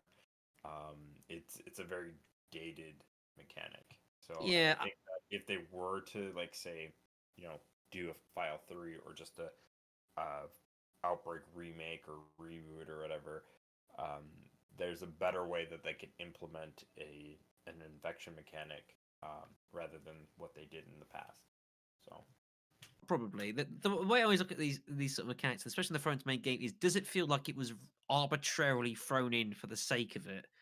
And I've always been able to sort of rationalize to myself that I don't think so. It makes enough sense in plot and in gameplay for it to be there, and it's kind of there, but it's not like the be all or end all. Like I say, a lot of stages your virus rate doesn't really matter that much. if you die, it's not because of that; it's because of other reasons. So it's kind of something that's there in the background just to kind of keep players on their toes. And if they're unfamiliar with levels as well, especially if they're unfamiliar with levels where it's more pertinent, it's kind of something that just got to keep an eye on, just keep a check of. But it's not like it doesn't. I don't think detracts from gameplay. I do agree that if they do a file for it, which we'll talk about later on as well, they perhaps could modify how it works and introduce it and use it as a better mechanic. But I think for what it is in the game, I don't think it takes away anything from the gameplay at all.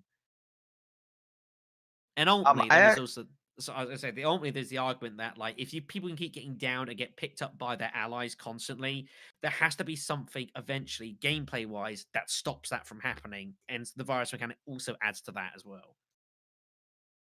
I like it in the terms of like of realism, right? So you're in the middle of a virus outbreak, you're getting infected. The more that you take damage, the more that you're going to become infected.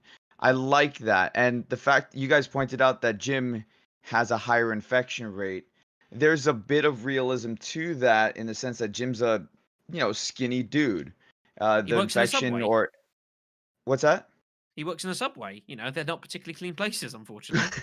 Well, I mean, besides that, I mean, like he's a skinny dude. So in terms of any sort of toxins or anything that's going through his bloodstream, it's going to go through his bloodstream much quicker than say somebody like Mark. Yeah. So I actually like that they went as far as to put even that kind of detail in there. Not saying that it's perfect, but to add that kind of detail is a little nice touch to me. Yeah, Yoko is like one of the slowest ones, but the argument is that she obviously has worked with Umbrella, she's worked in virology before, so in theory she's got like Right. some kind of innate resistance to this sort of stuff because she's worked around it before, that sort of thing. Or maybe But she's secretly popping some pills to help reduce the virus she infection. does have some interesting backplot of some stuff that may or may not have happened to her, but that is a bit spoilery, and there may be people who don't know too much about that. So I don't know if I want to spoil that here. But Right. her background with Umbrella might not be is probably more than she just worked for them. There was some things that may have happened to her Always that is. she may or may not be aware of. Always which is. Which is referenced by Greg in Decisions. There was some crazy shit. It also comes up as well and is referenced in Resistance as well, actually, with Valerie, which is kind of nice. All right, which question were we on? 8 currently. Oh, okay, the virus gauge. All right. Yeah, I said all I needed to say about that earlier. So unless everyone's done here, I can move on.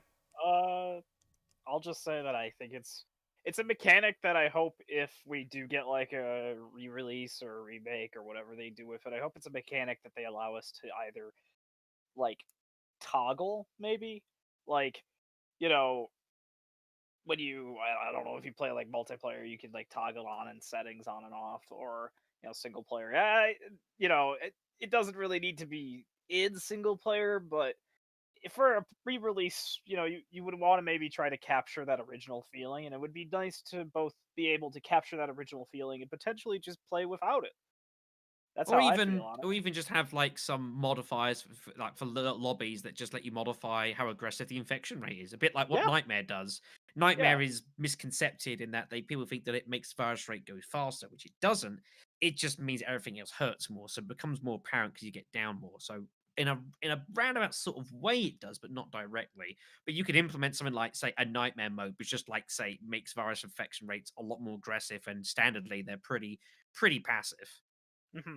Yeah, that's just kind of the thing. I hope we do see a re-release, remake, whatever they decide to do of Outbreak, because it would kind of be nice to, maybe have lobby modifiers and stuff like that. Would be nice to see. We'll get there. All right, so we're moving on to question number 9. This one's gonna be a long one. Did you see all the cut content that was in reference to Resident Evil Online? If so, how do you feel about it? So basically, the stuff that was proposed, well, what fans call the Fable Outbreak File 3. Did you see all the content there and the levels cut? I'm aware of some of it.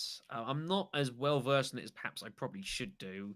A lot of this was ultimately ended up getting transferred into Outbreak for various reasons. But admittedly, I'm not as well versed in this as I probably should be. You know, Honk is just a cursed character, man. Every time he gets introduced into a game, either he gets canceled or his ideas get shelved. Yeah, there was going to be a hunk scenario. Unfortunately, it got scrapped. That's one of the things that's listed in the wiki link. I'm gonna Forever trapped in Resident Evil 2. Yup, and I think it was gonna be UBCS as well. So you would see some people from Carlos's faction. I'm not sure if they would have showed up, but that would have been a nice reference if they did, and you could play with them as well. So Actually, you know what? You know the characters from Operation Raccoon? Mhm. This Outbreak File 3 would be the perfect way to introduce them into like the actual canon of Resident Evil if they ever decide to do it again, you know? so Hunk having his protege would be canon since Vector is awesome. Yes. Yeah, I would also argue like even those like Spec Ops characters, it's a good like opportunity to potentially do like a specific scenario for those characters to get introduced into the canon and into the lore with stories that not only make sense in the context of our like current Resident Evil lore, but also with much better writing compared to what they received with ORC and gameplay as well. So There's also enemies that got cut as well. I think in the files you could discover, because I saw people like bringing this up via hacking mods. But there is a playable Birkin in the actual files that people were discovering. Well, basically a Birkin skin, and he was going to be a boss in Resident Evil Online before that got scrapped. There's also like zombies that got cut, G dogs, dogs infected with the G virus, plants, That's a good thing. yeah, plants, liquors. It's a lot of stuff that got cut out. Also a bigger version of Neptune as well. That was gonna be a boss for the Pier scenario, and then they cut that to just gators, I think, or We're going- regular sharks. What are you gonna call them? Poseidon? Yeah, pretty much. That's what they were. There's also a level that was gonna take place in Raccoon City High School, and then that also got cut out as well. If you watch the original like Resident Evil Online trailer, you will see locations that clearly are not in the final product. I think there's also like a hotel that's not based on Hellfire, which is another one that got cut. So what do you guys think about all the stuff being on the cutting room floor just to compensate? give me Birkin with fireable human being. Oh, yeah, I saw that glitch where he's Or they firing a just give human. him another character model that he could just hold on to and fire like a gun. What? Yeah, the thing I posted in chat here. Oh yes, Yeah, I'm aware of this. Yeah, it kind of doesn't. Yeah, plays all sorts. Yeah, of it doesn't weird, look yes. right at all, but No, it's it- fucking great. It's really wonky. It's wonky looking. Yeah, no, The enemies that got cut, I'm okay with that. Just because Outbreak as a whole did a good job with different variations of enemies. Like we got a whole bunch of new things that we never seen before, specifically the zoo. And if they would have put in a lot of the old familiar enemies that we've had, I think that would have taken away from what we got. I guess maybe just thinking about the scenario that was cut, maybe that makes sense because after all, you were dealing with like a force survivor type of scenario, and Hunk's team did run across Birkin, and I guess maybe that could have been like an impossible boss fight where you can't kill him because obviously the canon is he knocks Hunk out and kills everyone else. So that Yeah. would have First that would have been invincible cool. boss in the series. Yeah, that would have been cool to see, but outside of that, I just don't know how that would have worked. It would have been extra content that would have been cool, but for that scenario, it makes sense in my opinion. I think it's just nice that there was. It shows that there was extra scope still within the company. A lot of things they wanted to do with the game, which I think in a way is kind of like a bit refreshing in a way. That there was stuff that they wanted to do but didn't, rather than perhaps a couple of games recently that there's a couple of things that they could have done but never had interest of doing in the first place. So it's kind of pick your poison, I think. It's kind of would have been nice to have seen some of these. I can understand perhaps why quite a few of them didn't come out, ultimately never quite made it. I don't think they were to refine things well enough to be for the series to kind of like really spawn its own stuff. It was only a bit of a side project, I think, ultimately in the grand scheme of Resident Evil. But it's nice to know that there was these ideas floating around that could have been perhaps in a different universe actually acted upon. Yeah, I think the main thing that's written here in terms of why they scrapped it, they said the game became too big, so they had to file it down like twice. The first time was scrapping the Outbreak File 3 stuff, and then they had to do it again, but they didn't get rid of everything. They just simply split the games in half, and you have File 1 and File 2. Pretty much. Anyone else on this question? Yeah. It would have been nice to see a lot. Like, I know, like, it would have been nice to see a lot of those cut enemies. It would have been nice to see some of those cut scenarios. The hunk one is probably the more interesting of all of the cut ones for me. But yeah, it would be nice to see them come back in some form, maybe in the future. It just, I don't know. They were cool. I thought they were cool overall. Are we allowed to talk about the leaks from Capcom at all? No, because I want to, unless you guys want to talk about them, and then I step out for a bit. I just wanted to mention one thing, and that's why I was asking. Hold on. I don't have to. I can step out real quick and come back. Well, actually, Ren, I got an idea. Let's do that after the last question. Like, have that as its own segment, and then we'll go on from there. Because I don't think we should interject that leak into like a main discussion, because that could kind of kill the flow. Okay. Oh, I mean, the only reason why I was bringing it up is because it does relate to what we're talking about. That's the only reason. I know exactly what you're talking about, though, but that's why I want to keep it as a separate segment because of the subject matter. Yeah, okay, that makes sense. Keep the flow just a little consistent until the end. So I can do that. So we can move on to the next question then, if that's the case, and that's question number 10. So what is your favorite and least favorite boss battle in Outbreak File 1 and 2? For me, I'm gonna make mine quick. I would say favorite boss would probably be Thanatos. I just, the first one at least. I like how he controlled and ran all over the place, but when he transformed at the end with the giant arm and he started jumping, he turned into a bit of a bitch. Yeah. He's dangerous. He's pretty dangerous. Yeah, but it was interesting to figure him out and see how he worked and finally kill him. I thought that was satisfying. The one that I don't like would probably be Nyx, because for the life of me, I could not figure out how to kill him, and you have to be very distinct to do it. Like, you really have to know what you're doing with the radio and the rocket launcher. Otherwise, you're just standing there taking a lot of virus for nothing. So... yeah, it's a bit of a puzzle boss, and like definitely the first time I took on, it took a little while to kind of understand what was happening. Thankfully, I got to the fight with like a bucket ton of weaponry, so I was able to like sort of save and I was able to reload it once I realized what was going on. But yeah, he's a bit of a pain. As even online nowadays, he's still a bit of a tricky fight in how he works. I'm still learning bits and pieces about how he operates, and that you have to hit him in the core. That's his actual health bar, but you can hit him in the body to down him. You've got to shoot the tyrant part to open the core in the first place. Once you start hitting the core, it starts closing up again. It is a bit of a fiddly boss. I do agree. Is this a fucking Devil May Cry 1 boss? You gotta fucking unlock the core, start hitting the fucking core, then fucking... It's by far the most complex boss in the game by a mile.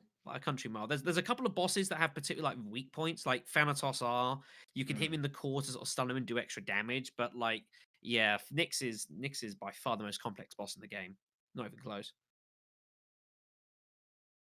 What about anyone else?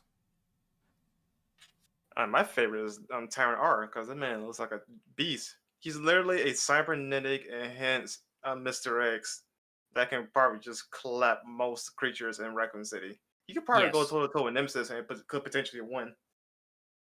That's how cool he is, and I like it. I like him. I think I'd probably agree, but having had to deal with him for years on very hard, like he's brutal. I don't know if I can agree anymore because he just is so difficult to take on. I completely understand, because for some reason Resident Evil has a history where a boss on a hard difficulty becomes pretty much a whole new game of his own. Yeah, he's so dangerous. He has plenty of He's got plenty of insta-death attacks as well that you can get caught up in, which is pretty unforgiving.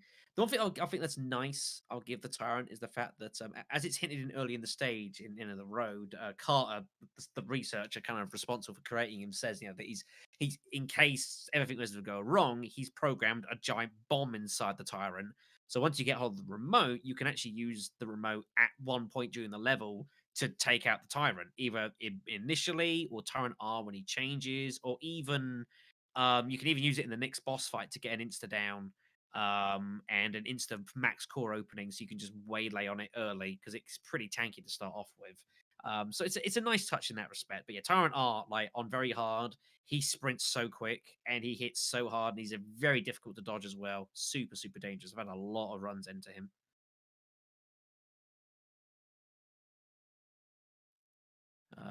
So as far as favorite bosses for myself, I do still like personally the Desperate Times standoff and the siege, maybe because it is just really hard. Which it is. It's like on your own, it's the hardest boss of the game. I'm pretty sure. There's a lot of tricks to deal with a lot of bosses in the game. Whereas that ultimately, you're fighting 7-8 zombies at once in a small area. There's only so much you can sort of cheese the game. Ultimately, you're just going to get overwhelmed. But yeah, Thanatos is also really cool. Personally, I think like the music you have on him for like the final boss fights is also pretty awesome. I really appreciate that. Titan, the elephant from Wild Things, is definitely pretty memorable. And yeah, I don't think there's any real bosses I would say that I hate. There's some perhaps a little bit more bland than others. The G mutant in Blow Freezing Point is kind of like it's not too much to it. You just shove a train at it and shoot it loads, and you kind of just beat it. So, but I don't think there's anything I'd say that I hate specifically. Again, it's a mileage may your mileage may vary thing.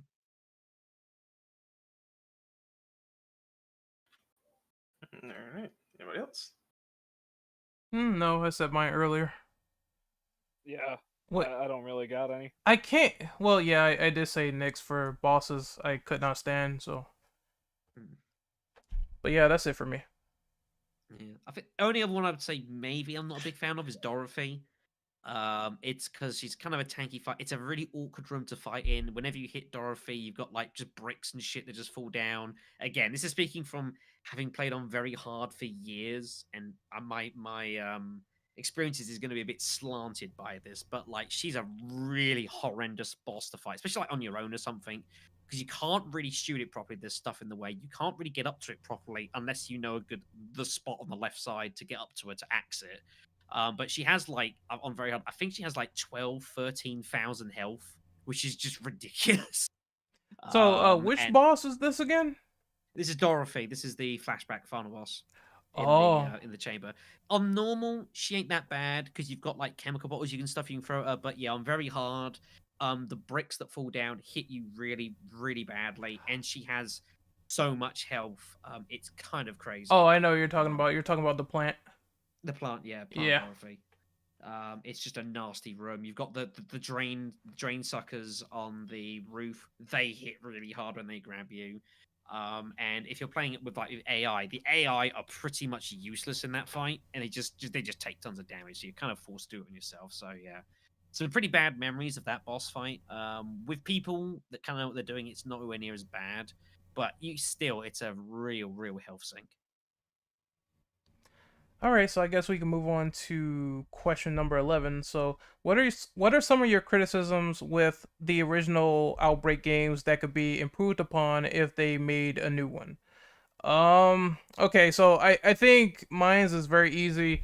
I would say navigation is something that really needs to be improved upon. Not too easy, but just something where it's like there's a clear idea sometimes and there's less RNG puzzles, because I kind of found some of these encryptions and elevator codes annoying because they kept changing around, and I feel like that could be just a little bit more streamlined than what we got. Like, don't make it easy, but again, just don't make it so tedious where I need like 3,000 codes to open one door. I actually could agree with that. What's up now? I said, don't make me decipher a Bible just to figure out the fucking first. This letter isn't of Silent the Hill code 3 where right you need there. Shakespeare knowledge to get past the first puzzle in the game. Exactly. But I know what you mean. We're not asking to fucking solve like who fucked who in whose asshole on the What? 14th on the Stop. 1st February in Stop. the 13th century. Like nobody wants to know that just to find how the fuck to get to the elevator. Okay. Some Just some saying. Outbreak's puzzles are a bit arbitrary, and I imagine with 15 years worth of hindsight, I'm fairly sure it would be dealt with in probably a more user-friendly way. I would imagine. You know, I hope so. they probably should have went the route. If the structure is not the same already, they should have went the route of Resident Evil 3. Resident Evil 3 already has like preset puzzles, right, or like preset combinations of certain things, right?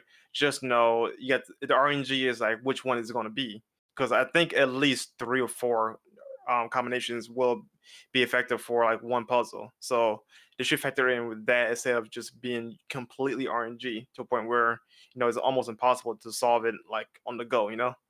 Yeah, I mean it varies.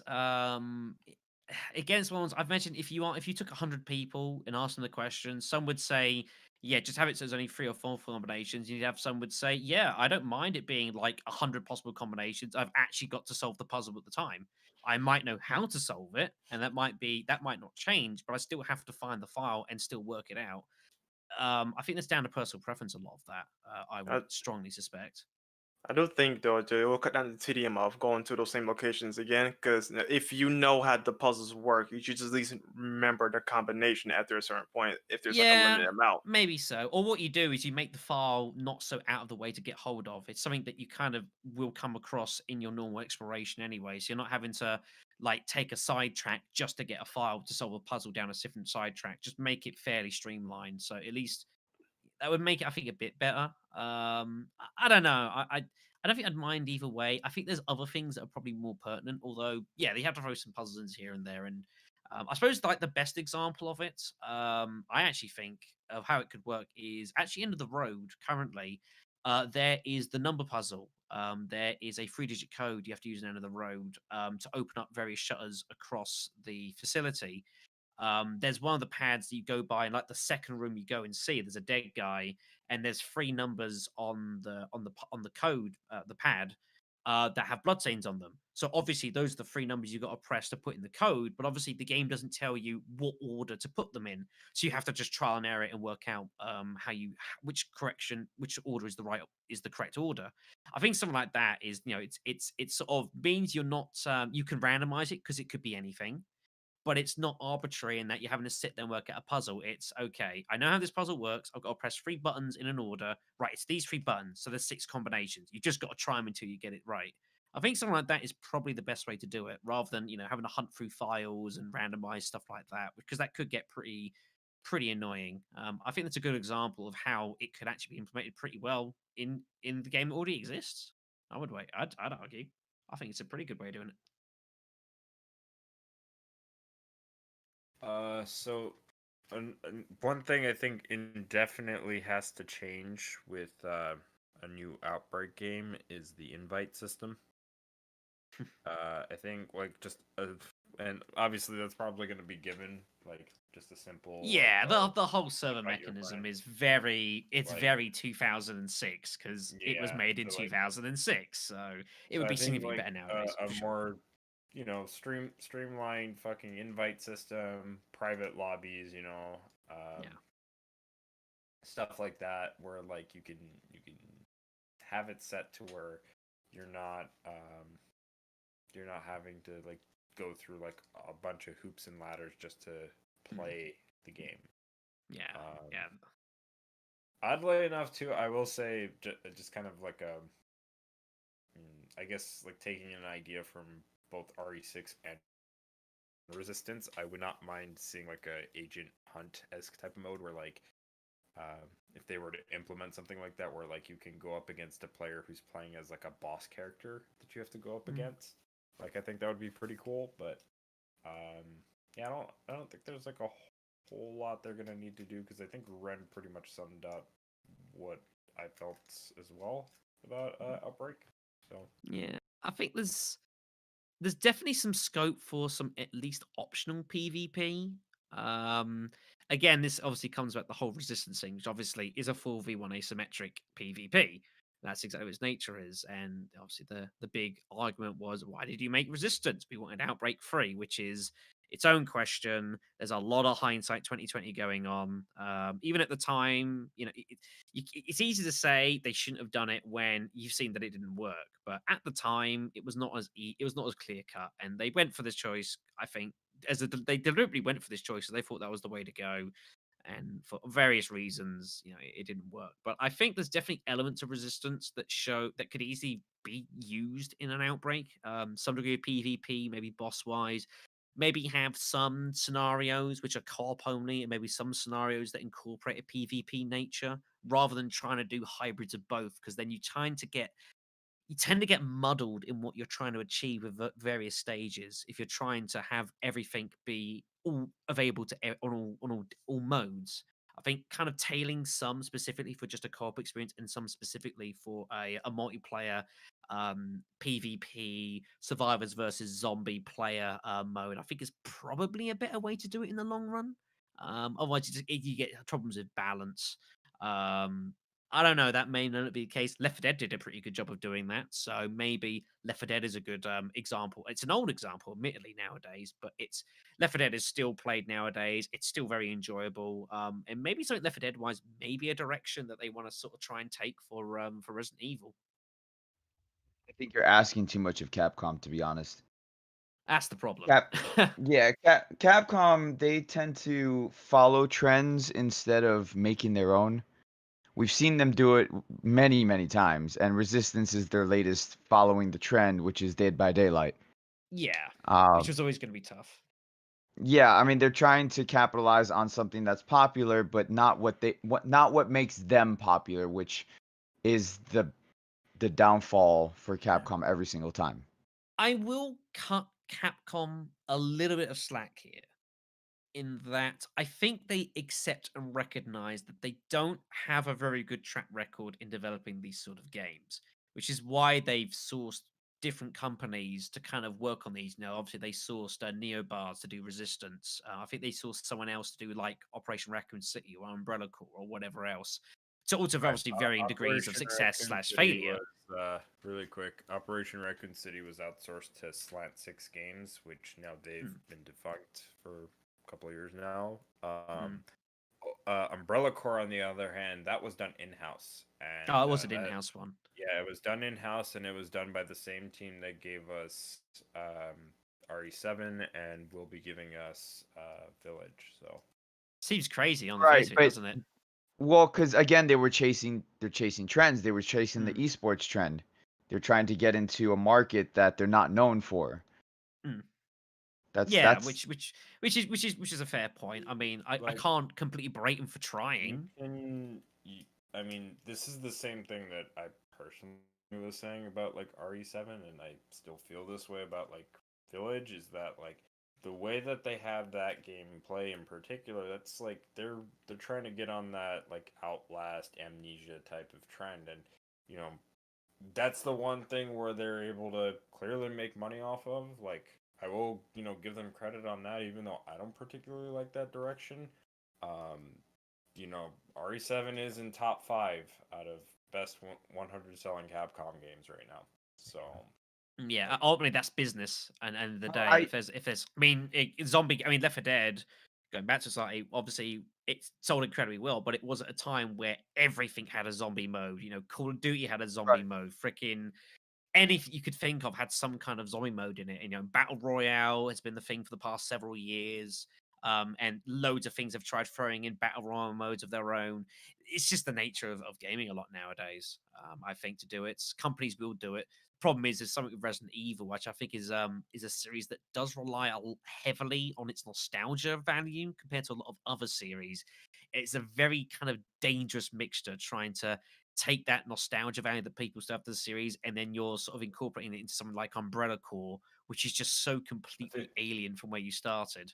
I think like it's fine for like a spin-off, but for like a mainline game, that's when I start to think like I really wish they would go back to like what they used to do like back during like the PS1 and PS2 days, where like if it was too different from RE, like whether it be playstyle or just like overall aesthetic and like idea wise, they would just scrap it as an RE game partially and just create something new out of it and kind of just take the framework from like what they cut out and start again in terms Yeah, of like, developing it's not. that RE game. But they're Yeah, not it's gonna not. do that. It's not a bad argument, although Like, I 'cause, don't I know. mean, that's how we got like this is how we got like Devil May Cry, Onimusha, Dino Crisis, Haunting Ground. Like a good number of games spawned out of RE. You know, but this is like back when they were like okay with like, you know, trying to do something different with RE and then realizing, hey, you know what, this is just way too different for RE. Let's make rather than just scrapping the whole project, let's partially scrap it to where we take the framework of this and you know try to do something with it for RE, but then also all the shit that doesn't work for RE, just make that into a new game. Yeah, I agree with you on that. It's when it comes to Resident Evil 7 though, like and I agree with what you're saying that they're trying to follow the Outlast and all that stuff. And to be honest, I personally don't like the Outlast series because it's just instead of building on fear like Resident Evil used to with survival horror and stuff like that, Outlast just builds on fear with stress and tension where you can't fight back, you just hide and I don't like that style of gameplay. It's basically just run, hide, and listen to the scary sounds and visuals Right. that pop And up. and and I don't like that. But Resident Evil 7 took that and added some of the survival horror elements into it where you can fight back and that's why I personally I like Resident Evil 7, but I understand what you're saying. And Like, if you really break it down, without Resident Evil 7, we couldn't have Resident Evil 2 remake. They had to get Well- back to the horror side of things. that's the thing with that. Like, and again, I don't want to go on a whole tangent about it, but Yeah. that it's like the way that RE2 remake and like RE3 remake are. If there's shit that people like gave that game 9s and 10s out of, you basically kind of gave Capcom the go ahead to, you know, cut corners and do anything that you might not have liked in those two remakes. Like that's basically what RE7 was. Like everything that those two remakes did, like that's what you gave, like not you specifically, but like the people that gave like 9s and 10s for those, like for 7 in particular, that's basically what you said. Hey, go ahead, do that for RE2 and 3 remake. So it gave them a license to continue to That's- experiment. Yeah, I mean, this is a But valid that's- point. When we know more about Village, this will come up as a question mark over Capcom. yeah, but you know, I don't want to go on a whole tangent about it because that's diverging a little bit. and- No. The one thing I will say is that I'm no expert on this. The only issue nowadays is that when you're building a game from the ground up, like it's a long, expensive process, and you can't just churn out games from the ground up like once a year or once every 18 months. It's not that easy anymore. I'm pretty sure it's not like back in like the mid 90s. I know obviously our development processes are completely different, but they're just innately so much more complex and there's so much more to do than it was in the mid 90s with like a top down racing game, for example, you know, which is significantly easier to program, to style, and to get running. And you could do that in a fairly prompt sort of time for a video game development. Whereas nowadays, you know, you can't just be bringing out new titles with new engines every year. It's just not physically possible. It takes time to develop these things. So that's one part I will give Capcom on that side. But yeah, I suppose getting back more to the appropriate question, with criticisms for Outbreak, there's definitely a lot of things they could improve upon. I still think an Outbreak game with like the RE engine that they used in the remakes seems like the most obvious way of doing it. I'd much rather do that than say a first person version. I don't think that really makes too much sense to me. I think the RE engine is a great example of how that could be used. I personally go with like the Ghost Survivor stuff, which I thought personally I really enjoyed them, and I could easily picture like a variant of that theme being incorporated into Outbreak, which is sort of what they did with Resident Evil Resistance, anyways. Which wasn't, you know, which in a broad scheme is not all that dissimilar to Outbreak. As people to listen to this and cry, um, but you know, in a broad scheme, it's not particularly different. So I could easily see them using that engine. It's what the engine I would suggest to use. It just feels the most appropriate for it. It's fairly solid. The gameplay mechanics are pretty pretty solid in that respect. So they wouldn't have to change too much. You've just got to decide on how they want to actually design the game to work specifically, and then kind of model it around that. Yeah, Resistance overall feels like a smaller scale Outbreak as to what, like you just said. I mean, they have a lot of similarities, and it could be maybe a stepping stone to what we could potentially get later on. Yeah, Resistance is its own oxymoron in that it's innately very similar and at the same time incredibly different to what Outbreak was. And it was a game that, in its premises, was actually fairly simple, but once you drill down to it, was so complex that you couldn't actually effectively balance the game in amongst itself. And once you put in anything new, everything changed. The meta changed, the basics of the game changed, and it became just a nightmare between updates, which were fairly common and fairly rapid, which I had nothing against, but it just changed so Right. much about the game. And that was the argument with that against, say, Dead by Daylight, whereas effectively you're 4 people turning on 5 or 7 generators and dealing with someone who can kill you, who you can't defend against. Resistance was significantly more complicated, and that's something that Outbreak needs to be careful of if they do go for a file free, is not to overcomplicate what they're trying to do. I think that's a pitfall that Resistance ultimately fell in. It's not people that I don't think people really realized that was the case, but it was such a complex game at its base that once you try to do anything else with it, suddenly it went all completely out of whack. Nikolai was the best example. The game was sort of reasonably ish balanced. They brought in Nikolai, who was a very gun-heavy character, and ever since then, it's especially on PC, it's all just guns, guns, guns, guns, guns, guns, guns. It's why they call it Gun Hazard in Japan. Because that was all it was. Consoles a bit more varied because of the way the controls work. And they've obviously been trying for months to try and to balance that. They've kind of gotten it there, although the player base is now not there really to receive it, as is the way with 4v1 games. You see the worst version of 4v1 game is when it comes out typically. It needs time to be refined and go through actual live players. So I think that's a hole that Outbreak needs to try and avoid, is to not overcomplicate itself. This is why I say something like Left 4 Dead is a good example, because there's enough going on. But at its core, it's still fairly basic enough in its premise and what it's trying to do. It's not overly complex, which I think is something that Outbreak needs to, if there is ever a file free, it's something it needs to try and capture.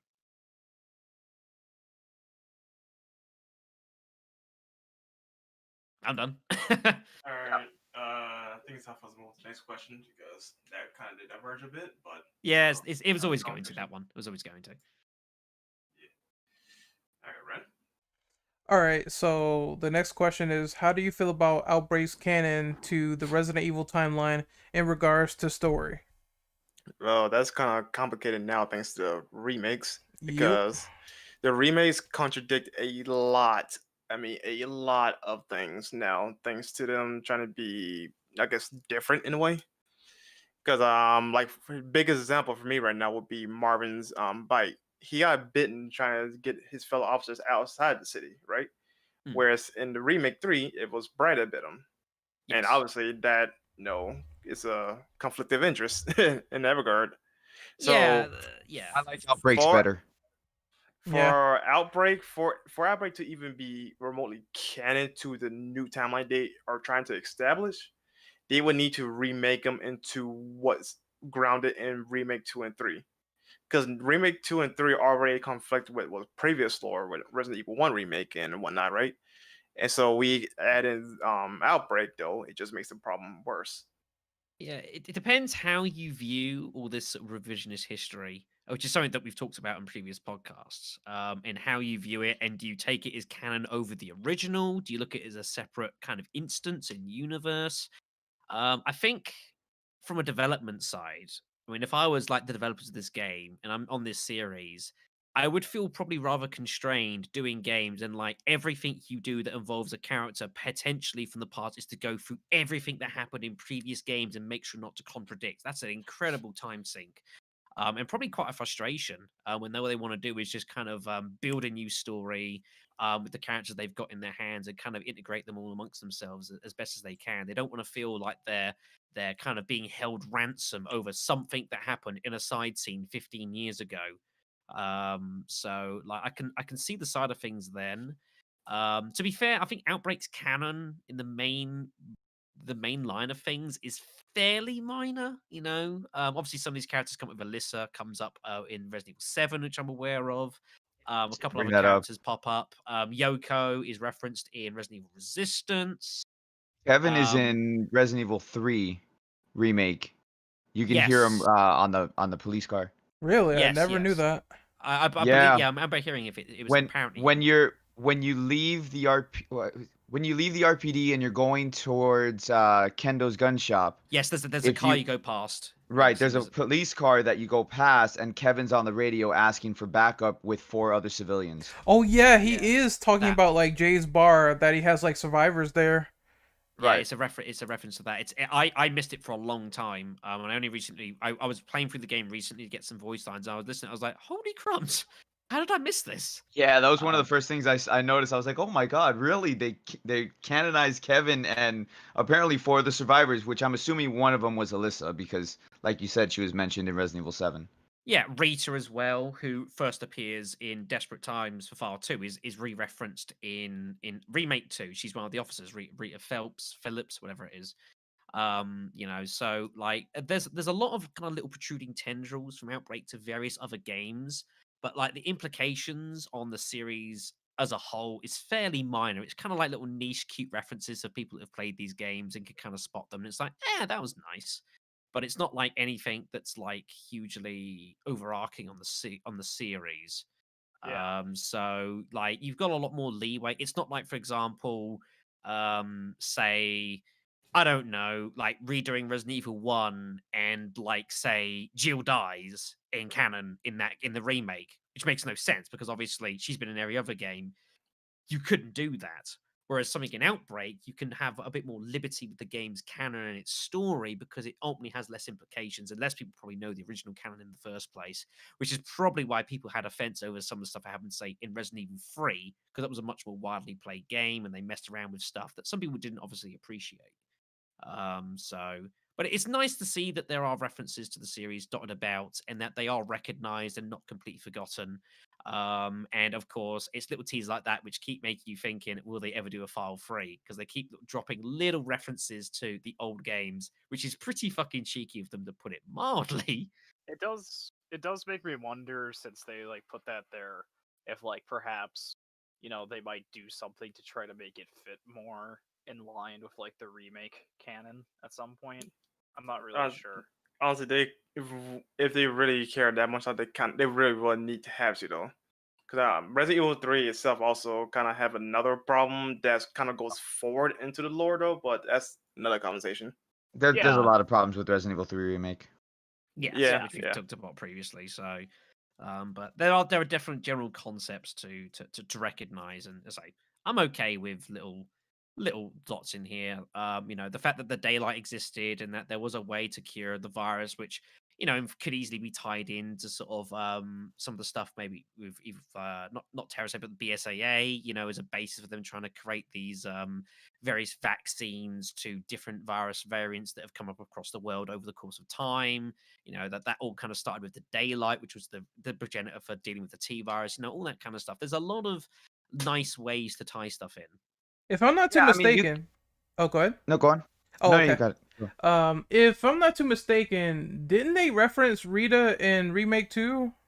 Yes, she was one of the officers that are on the desks. Rita, she is one of the officers on the side, which I noticed it when I first played the game. I immediately saw Rita's name and I thought, that's pretty cool, and I appreciated that. I missed the Kevin one on Remake 3, but yeah, that's a big one that a lot of people noticed who played Outbreak. A lot of people on my channel were playing for the game and were like, yeah, Rita. I was like, yeah, I noticed that, and yeah, I saw that reference. I Yeah, was like, you bastards. I'm just gonna assume with the way they're changing things now, and there was a lot of changes to the backstory of Leon and Claire, and even some to Jill, because I believe the whole house arrest thing was in Remake 3 only, right? Yeah, it was never. Well, if you read the originally- books, Go Yeah, ahead. it's varied a lot, yeah, because like in RE3, the game, it doesn't really make any suggestion of this. If you go to the film, she was kind of like suspended off the force, in theory because of irons. In Remake 3, she's under house arrest. It's something that has changed a bit over time. Okay. and Also, if you read the books from S.D. Perry, she goes into that as well. That she's kind of taking a leave of absence from the Force or from stars because of irons and like. I think that they're kind of cleaning up the timeline a little bit, and they're grabbing some references that they can use to do that. Yeah, that's what I was thinking too. I'm assuming that they're still probably gonna do it, but in a different way, which is why I saw like Rita's name on the desk, and I heard Kevin over the radio, and I'm like, well, yeah, well, especially the latter, that brings a lot more attention to the whole situation. Right. Especially with what happened with Resistance just a year later. Mm. Oh, if I no, in the same game, of course. Yeah, even so, that's a good point. And the fact that again referencing Yoko with Valerie and her background, it's not like they're completely ignoring that Outbreak exists, which probably infuriates some people because they wanted that instead of Resistance. Yeah. No, Yeah, like the characters clearly do exist though, because if it didn't, then that would actually be a bigger problem than not, But just the scenarios of the characters' actions, they gotta do something about that because they are contradict, one thing with Marvin. That's one example, right? So like, if they really want to see these characters again, though, they're gonna have to like retell those scenarios to make sense within the remake continuity. To be honest, because Marvin getting bit by Brad instead of the way that it played out in Outbreak, I think they could still keep that, but just Marvin doesn't get bit the way he does in Outbreak. Yeah. I mean, Mhm. it's a small change.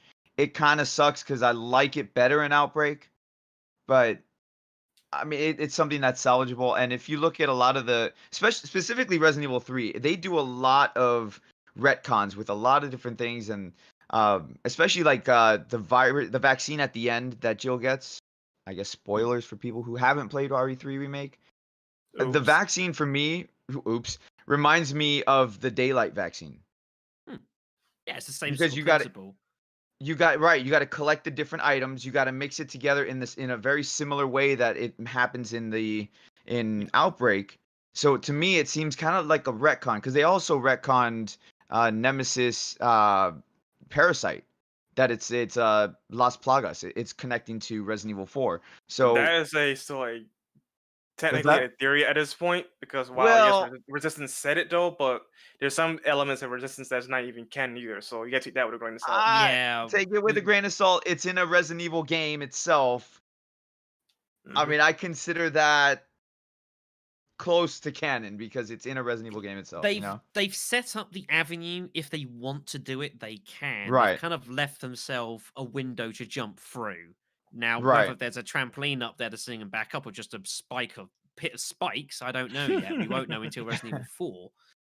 But no, they've left Mhm. the opportunity to do some retconning, and it's not like the Resident Evil series has never seen a retcon before. This has been happening Yeah. for over 20 years in some forms or another. So it's The just question is the way it though, goes. like how the retcon will affect, the past and the present and the future, But This again, right here. this comes back to the whole initial point of how do you view these remakes? Do you review it as this is now the new consistent canon that we should all follow, or is this just a retelling of the original canon, which is true?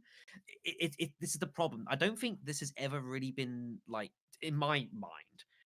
I don't think Capcom have ever really it's been talked about this whole thing, but I don't think they've ever said like specifically this one is true, this one is correct, that one is the old one, this is what it's got to be now. So I think that's the problem. It comes down to how you view it, and how you view it alters how you answer the question and how you receive the answer to the question. So No, so that too though, but when you take into account of like Resident Evil 1 remake, every single piece of continuity always references that as a primary source of the Resident Evil 1 events, not the original Resident Evil 1.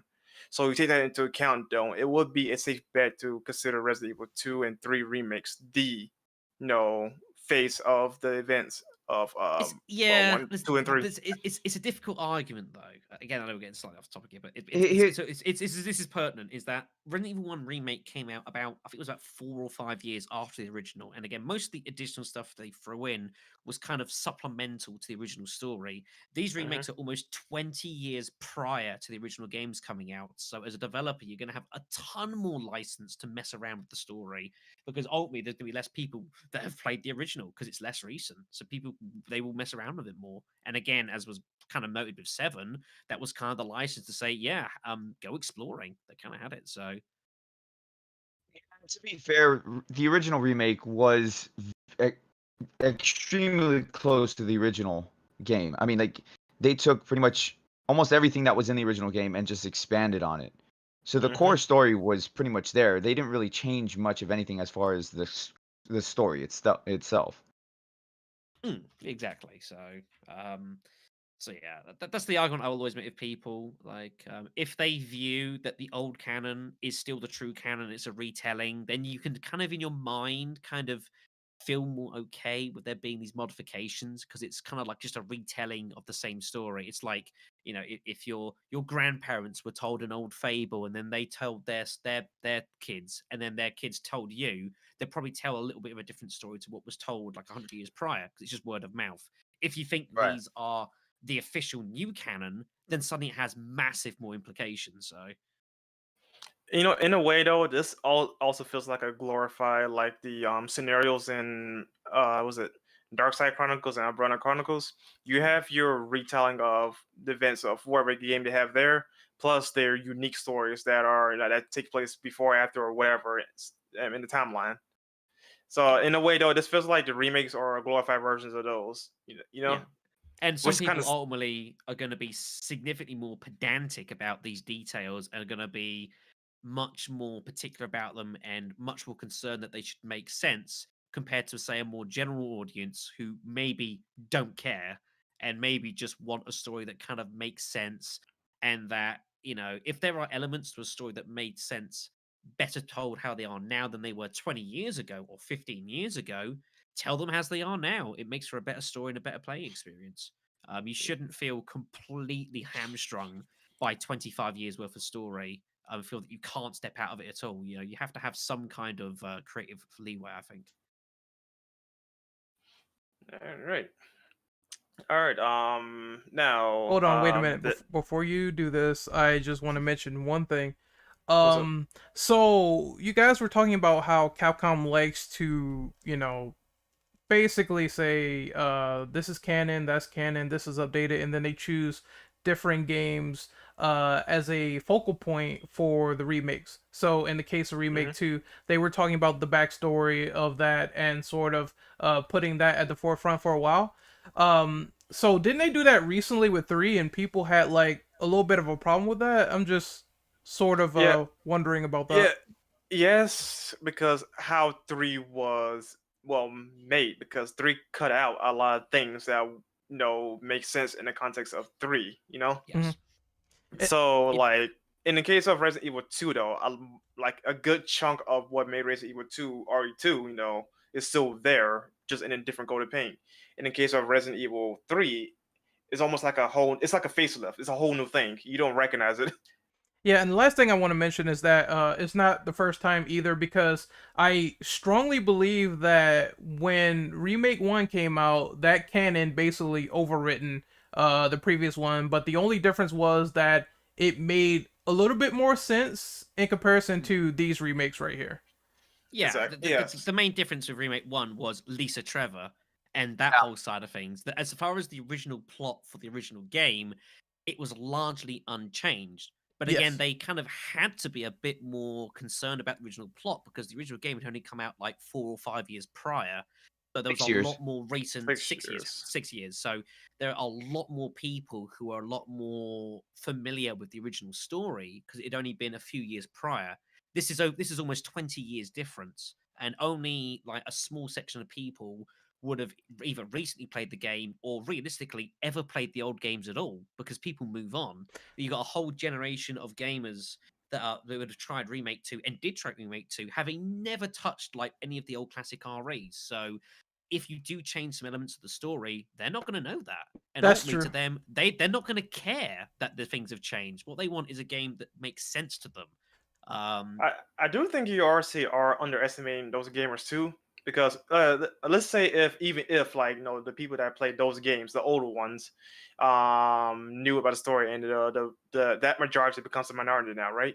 Yeah. There's still people out there who are new Resident Evil fans are actually catching up with the games. Like even if they don't play it, though, they could go on like YouTube and watch them or lore videos, Yeah, whatever, right? yeah. This is true. I can't dispute this, but it's ultimately it's a minority of a minority.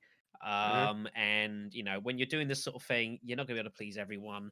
I'm okay, with like say with little changes to people's backstories. Like I couldn't care less if it makes more sense now than it did 20 years ago. Then go for it. When you start tweaking with major plot lines and stories, That's the it has problem. to it has to be justified. The whole Nathaniel Bard stuff for Remake 3, for example, I was okay with because the original plot in Remake 3, it didn't really make any sense why there was suddenly a vaccine in the raccoon hospital. It was just kind of in a couple of files, it said, there's a vaccine, this is how you make it. It made no sense how it was made. So Right. they put in place a plot which made sense of it. And this is always my argument for Remake 3. It's a game that in its micro, there's a lot of detail pro in the game so that everything makes a lot more sense than it did in the original game. The problem was in its gameplay aspect. But from a plot aspect, it tightened up a lot of loose threads from the original game, which is, relevant.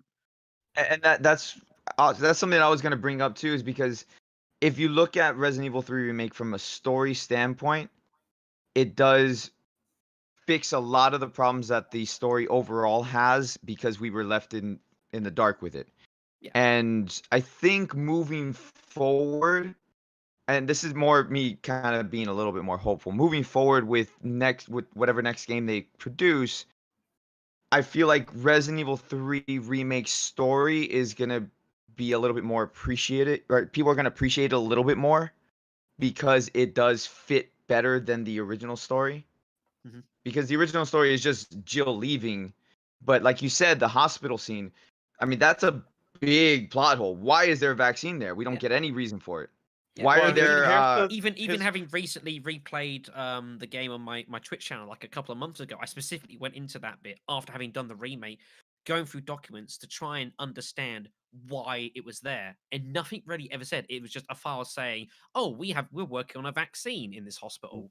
Why why the are there hell is hunters there? Why are yeah? It's just there. It's just Well, there. one So thing to consider too that it is an umbrella hospital, so clearly, there's something yeah, there, but though. It how? wasn't. yes, It But then wasn't. the but argument it was about how on earth was this stuff going on, and the general public didn't know. At least in Remake 3, you had this massive underground complex where all this shit was going on. In the original game, it was just a below level basement lab where suddenly you've got fucking hunters in pods. Just out of nowhere. Like you've got cleaners, you've got janitors. It wasn't like it was not findable. It was just literally you go on a lift, you go in the basement, you go down a corridor, open a door, and there's hunters in Well, chambers. that's How assuming would if people have you let not seen the. this? Well, that's assuming if you let the general public go down there, because remember, Raccoon is heavily controlled by Umbrella, so they will Well, it's not obviously even that. have Just, things just, cut just off. anyone could have got. Anyone could have gone down there. It's just some Jill- person who got lost. Could have Jill ended up said down it there. best in Resident Evil 3 Remake. How the fuck did nobody see this? Yeah. In Remake 3, in Remake 3, it's like it's not ideal, but at least you can debate that it's heavily underground. At least in in the original, it made no sense. So yeah, like I say, we can mess around with cannons, as long as it's not too pertinent to the main story. You can kind of get away with a lot of this stuff. It's when you start tweaking with a lot more intrinsical details, you suddenly lose a lot of that leeway. I think as far as story-wise goes, if they continue making remakes and, assuming they do make an Outbreak remake one day or reboot or whatever, I think as far as story goes, they're tying it well. It's becoming a well-threaded story as opposed to what it was before. Yeah, and ultimately, you're going to have loads more characters. You're going to have a lot of base characters that were not in the original game, anyways, in the original remake. Oh, So in the you original could- Outbreak, you so could you even- can do whatever you want with them. Yeah, you could even have current characters like Marvin be a playable character in Outbreak. Yeah, Kevin for sure. There's going to be some that it makes sense throwing in, but there'll be plenty of characters that are completely brand new, and you can do whatever the hell you want with them, and you can find other ways to try and tell them in. So Anyways, I'm fairly happy. Yeah, I just wrote that last jumping point in the chat. Like maybe they could also use story characters from Resistance because Resistance did have like, you know, the firefighters and Valerie and everyone else, so maybe they could Yeah. use those people too. There's Yeah, that- always that ways. Then could, Yeah. which then could tie into the lore for Resistance, and that would actually be a good thing. Yeah. Yeah, only you've got Raccoon City, a population of 100,000 people, and there's one thing that ties almost all of them together in some way or another, and that is Umbrella. So you can always draw little distinctions of things that happen, and you can always find little tying points. It's not too heavily difficult to do. All right, so I'm gonna let Mr. Brando take over so I can mark this timestamp. Yeah. Okay. Folks, from right here, at this time right now, we are going to be discussing a leak involving Capcom. Now, the reason why I have it set here is because, given the subject of the leak, it is a ransom leak by a couple of people that held Capcom's data by hostage, and they were slowly releasing it by them not giving them the money or whatever what they wanted. Mhm. So there's a lot of people in the community, or just people in general, do not like the idea of discussing this leaks, given how they were released through Yeah. illegal means. Granted, leaks in general are handled most of the time through suspect means anyway. So you're gonna like have people talk about it anyway, because it's a free world. They can talk about it if One they want to. question: do I expect in the morning to have people in big uniforms arrest me? I can't confirm or deny it. Here's Yeah, what Well, I, that's I good. Capcom That's good enough for me. here's what I Capcom want denied. to say in regards to what we're going to discuss, because I don't really want to go in too much detail, because I know that some people don't want to hear too much about it. They probably heard some things in passing, and that's really what I just want to say or talk about just really quick. I don't want to go like into everything that was leaked or anything like that. I want to keep it in regards to just Resident Evil and Yeah. kind of just that's it. Yes. You know, because I there know were we some want to there talk were some about- Resident Evil games that were leaked, and that's what I just want to discuss really quick with you guys. Go right I'm ahead. Go only ahead and vaguely mention aware it. of all this, so yeah. What's that?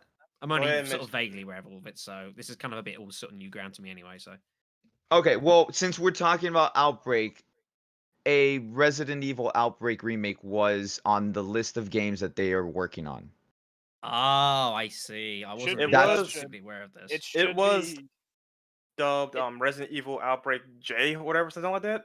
Right. Now we don't know what exactly it is, because it was never explicitly confirmed of it being a remake or what, but we Right. do know Outbreak of some kind actually does exist. It But the question is could what it is. it could even be the Resident Evil Online for all we know, and which would be fantastic, because these days we can do something like that. Hmm. I should mention that when it comes to at least that specific one, I know there was some talk about it potentially being a mistranslation. Now, of course, it has been a while, so maybe there was a better translation, but it's kind of confusing because, yeah, some people say it's Outbreak, some people say it's another thing, some people say nobody knows for sure. The thing Right. about these leaks to keep in mind also is that it's missing a lot. It's missing know. some games that have already been announced. It's missing, stuff like that. So for those listening, and for those here also, it's one of those things we gotta take with a grain of salt. Would be nice to see though. Mhm. Would be really. There's nice one to thing see. to consider too, though, is that the domain for Outbreak. Now, granted, yes, I think it's used for Resistance though, but the fact that domain was reinstated and it's alive could, in theory, be this Outbreak project. But again, it could have been for Resistance. But I'm Right. just throwing it What- out there. One of the other ones I wanted to mention back when we were talking about Hunk was that one of the games that is mentioned is a Resident Evil Hank, which is Hunk's first name. Mm-hmm. Hank Hunk. Oh, it's not Yep. Hank Hunk, is it? But See, that was another one that I was pretty sure somebody clarified and did say that was another mistranslation where it did Hunk's actually. Well, no, Hunk's I mean- Hunk's just a code name, isn't it? It's just Yeah. His It's not. It was anything supposed. to do It with was that supposed to remake. be like it is supposed to have like his code name, like it's supposed to be called Yeah, Resident like Evil. Yeah. Ghost or or whatever or Yo, imagine if Conrad it or was whatever called else. Hank though. Imagine like walking by on like a in a Well, I GameStop mean, and like seeing a game case called Resident Evil Hank. I mean, that would capture my eye, not for the best, not for the right if, reason. if I'm gonna if I'm Yeah. gonna be honest though, if I saw that and then it turned out to be the story of Hunk, oh, you get my money hands down. I feel Mhm. like for like the average person though, I think like Hunk, like the Resident Evil Hunk title would probably stand out a bit. Like because they could do like the Yeah. cover art and all that. Like you'd see that and like they could do like a sick logo and stuff like that. And you'd like see that and you'd be like, oh, Hunk, yeah, You know, especially since Remake 2 it was very popular. Right. You know, most people probably played I- Force Survivor. Imagine if Yeah, it was Hank. Just imagine though.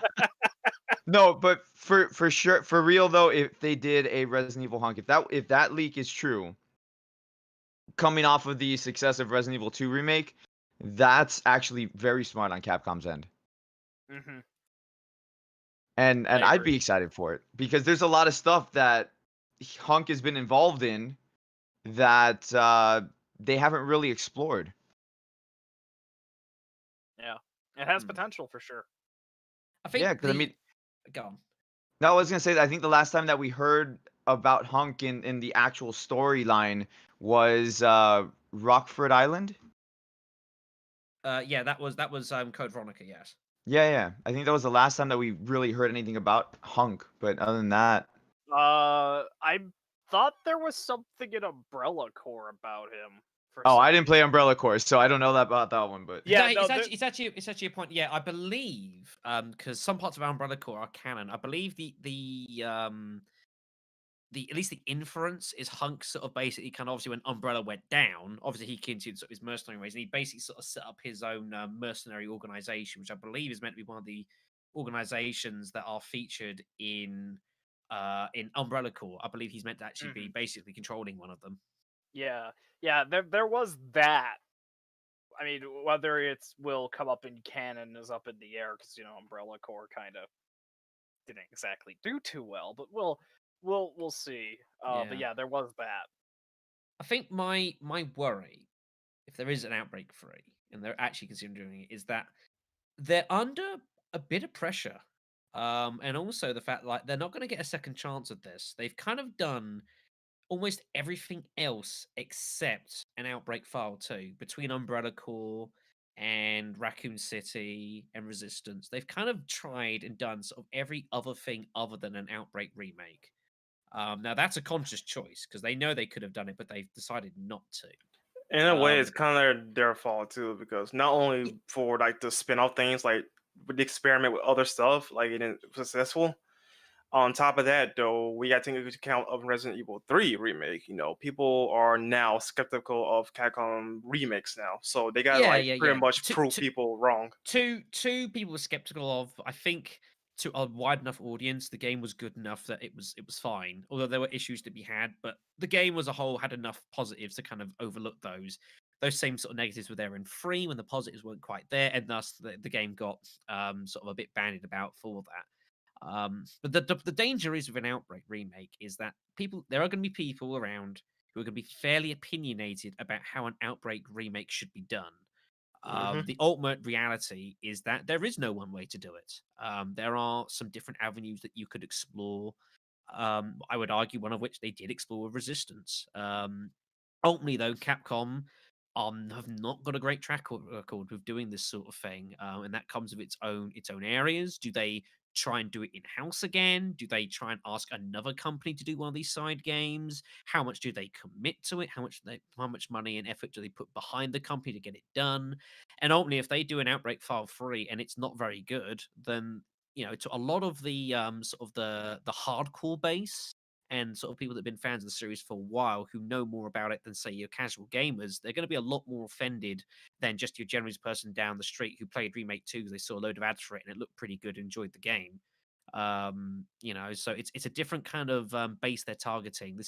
A File 3 is not going to be a game specifically for just general people to blast on. It's going to be ultimately one that's going to be more directed, either intentionally or not, towards people that are fans of the series already. I don't think it's going to get a lot of mainstream appeal.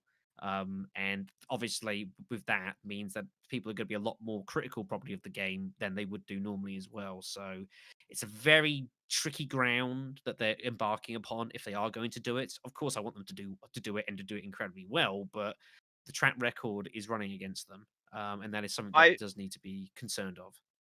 My 2 cents on the matter is it should be developed in-house so that we have quality control. But then hire an outside party to handle the servers and everything to keep it running, but you have to push constant updates for it. Keep it live. It would have to be a sort of MMO style online game where you are trying to survive as Raccoon City. Instead of playing as one of the characters, have it be, create your own character, but still have the other characters in the game that you can interact with and make those characters canon and give us the stories for them. Yeah. Well, I think of that. I think of something like, say, like Dead Island, for example, is the impression I sort of get of that sort of game. Whether that would work, I don't know. It's something you'd have to just put together and play around with it. I kind of enjoyed Dead Island for what it was. But I never thought too much of its multiplayer. It was kind of just like multiplayer was single player, but with other people. It needs to be more than just that, I think, realistically. So, it's something that I wouldn't be surprised if they go down that ground, because there's clearly a desire for Capcom to do something like this which works. Otherwise, they wouldn't have been on like this fourth attempt. With Resistance, they've tried a lot of games in different forms, and none of them have really worked yet. But they've kept trying. Now, whether that's because they just want to make a really good game in that genre, or they just think it's a way to make a shitload of money, is depends what you think. But clearly, there is a desire to attempt to do that and not just make single player standoffs. They see the business in doing it and doing it well. So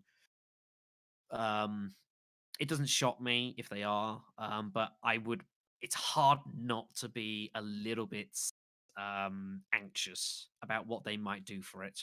I would still argue that Resistance shows that there are elements that can definitely work, although Resistance as a whole obviously has not worked. When you drill down into the mechanics of the game, there are some mechanics of it that I think work really well when things were balanced correctly. It's just that the problem with Resistance is that it fell apart very, very quickly on a balance perspective. So simplify the game, and make it obvious what you're trying to do with Outbreak. Don't get too overcomplicated and creative. That's what post-game content and DLC is for. Just get a solid base game working. This is how Dead by Daylight worked. It was not a complicated game when it came out. It was very simple concept. It was simple in execution, and they got that refined to an absolute fucking T, and then they expanded upon it gradually over the course of years of additional characters. If you don't get that core right in the first place, you have no chance. And that has been the problem, I think, with a few games like this that Capcom have ultimately been a part of. I think they've been probably too ambitious for their own good.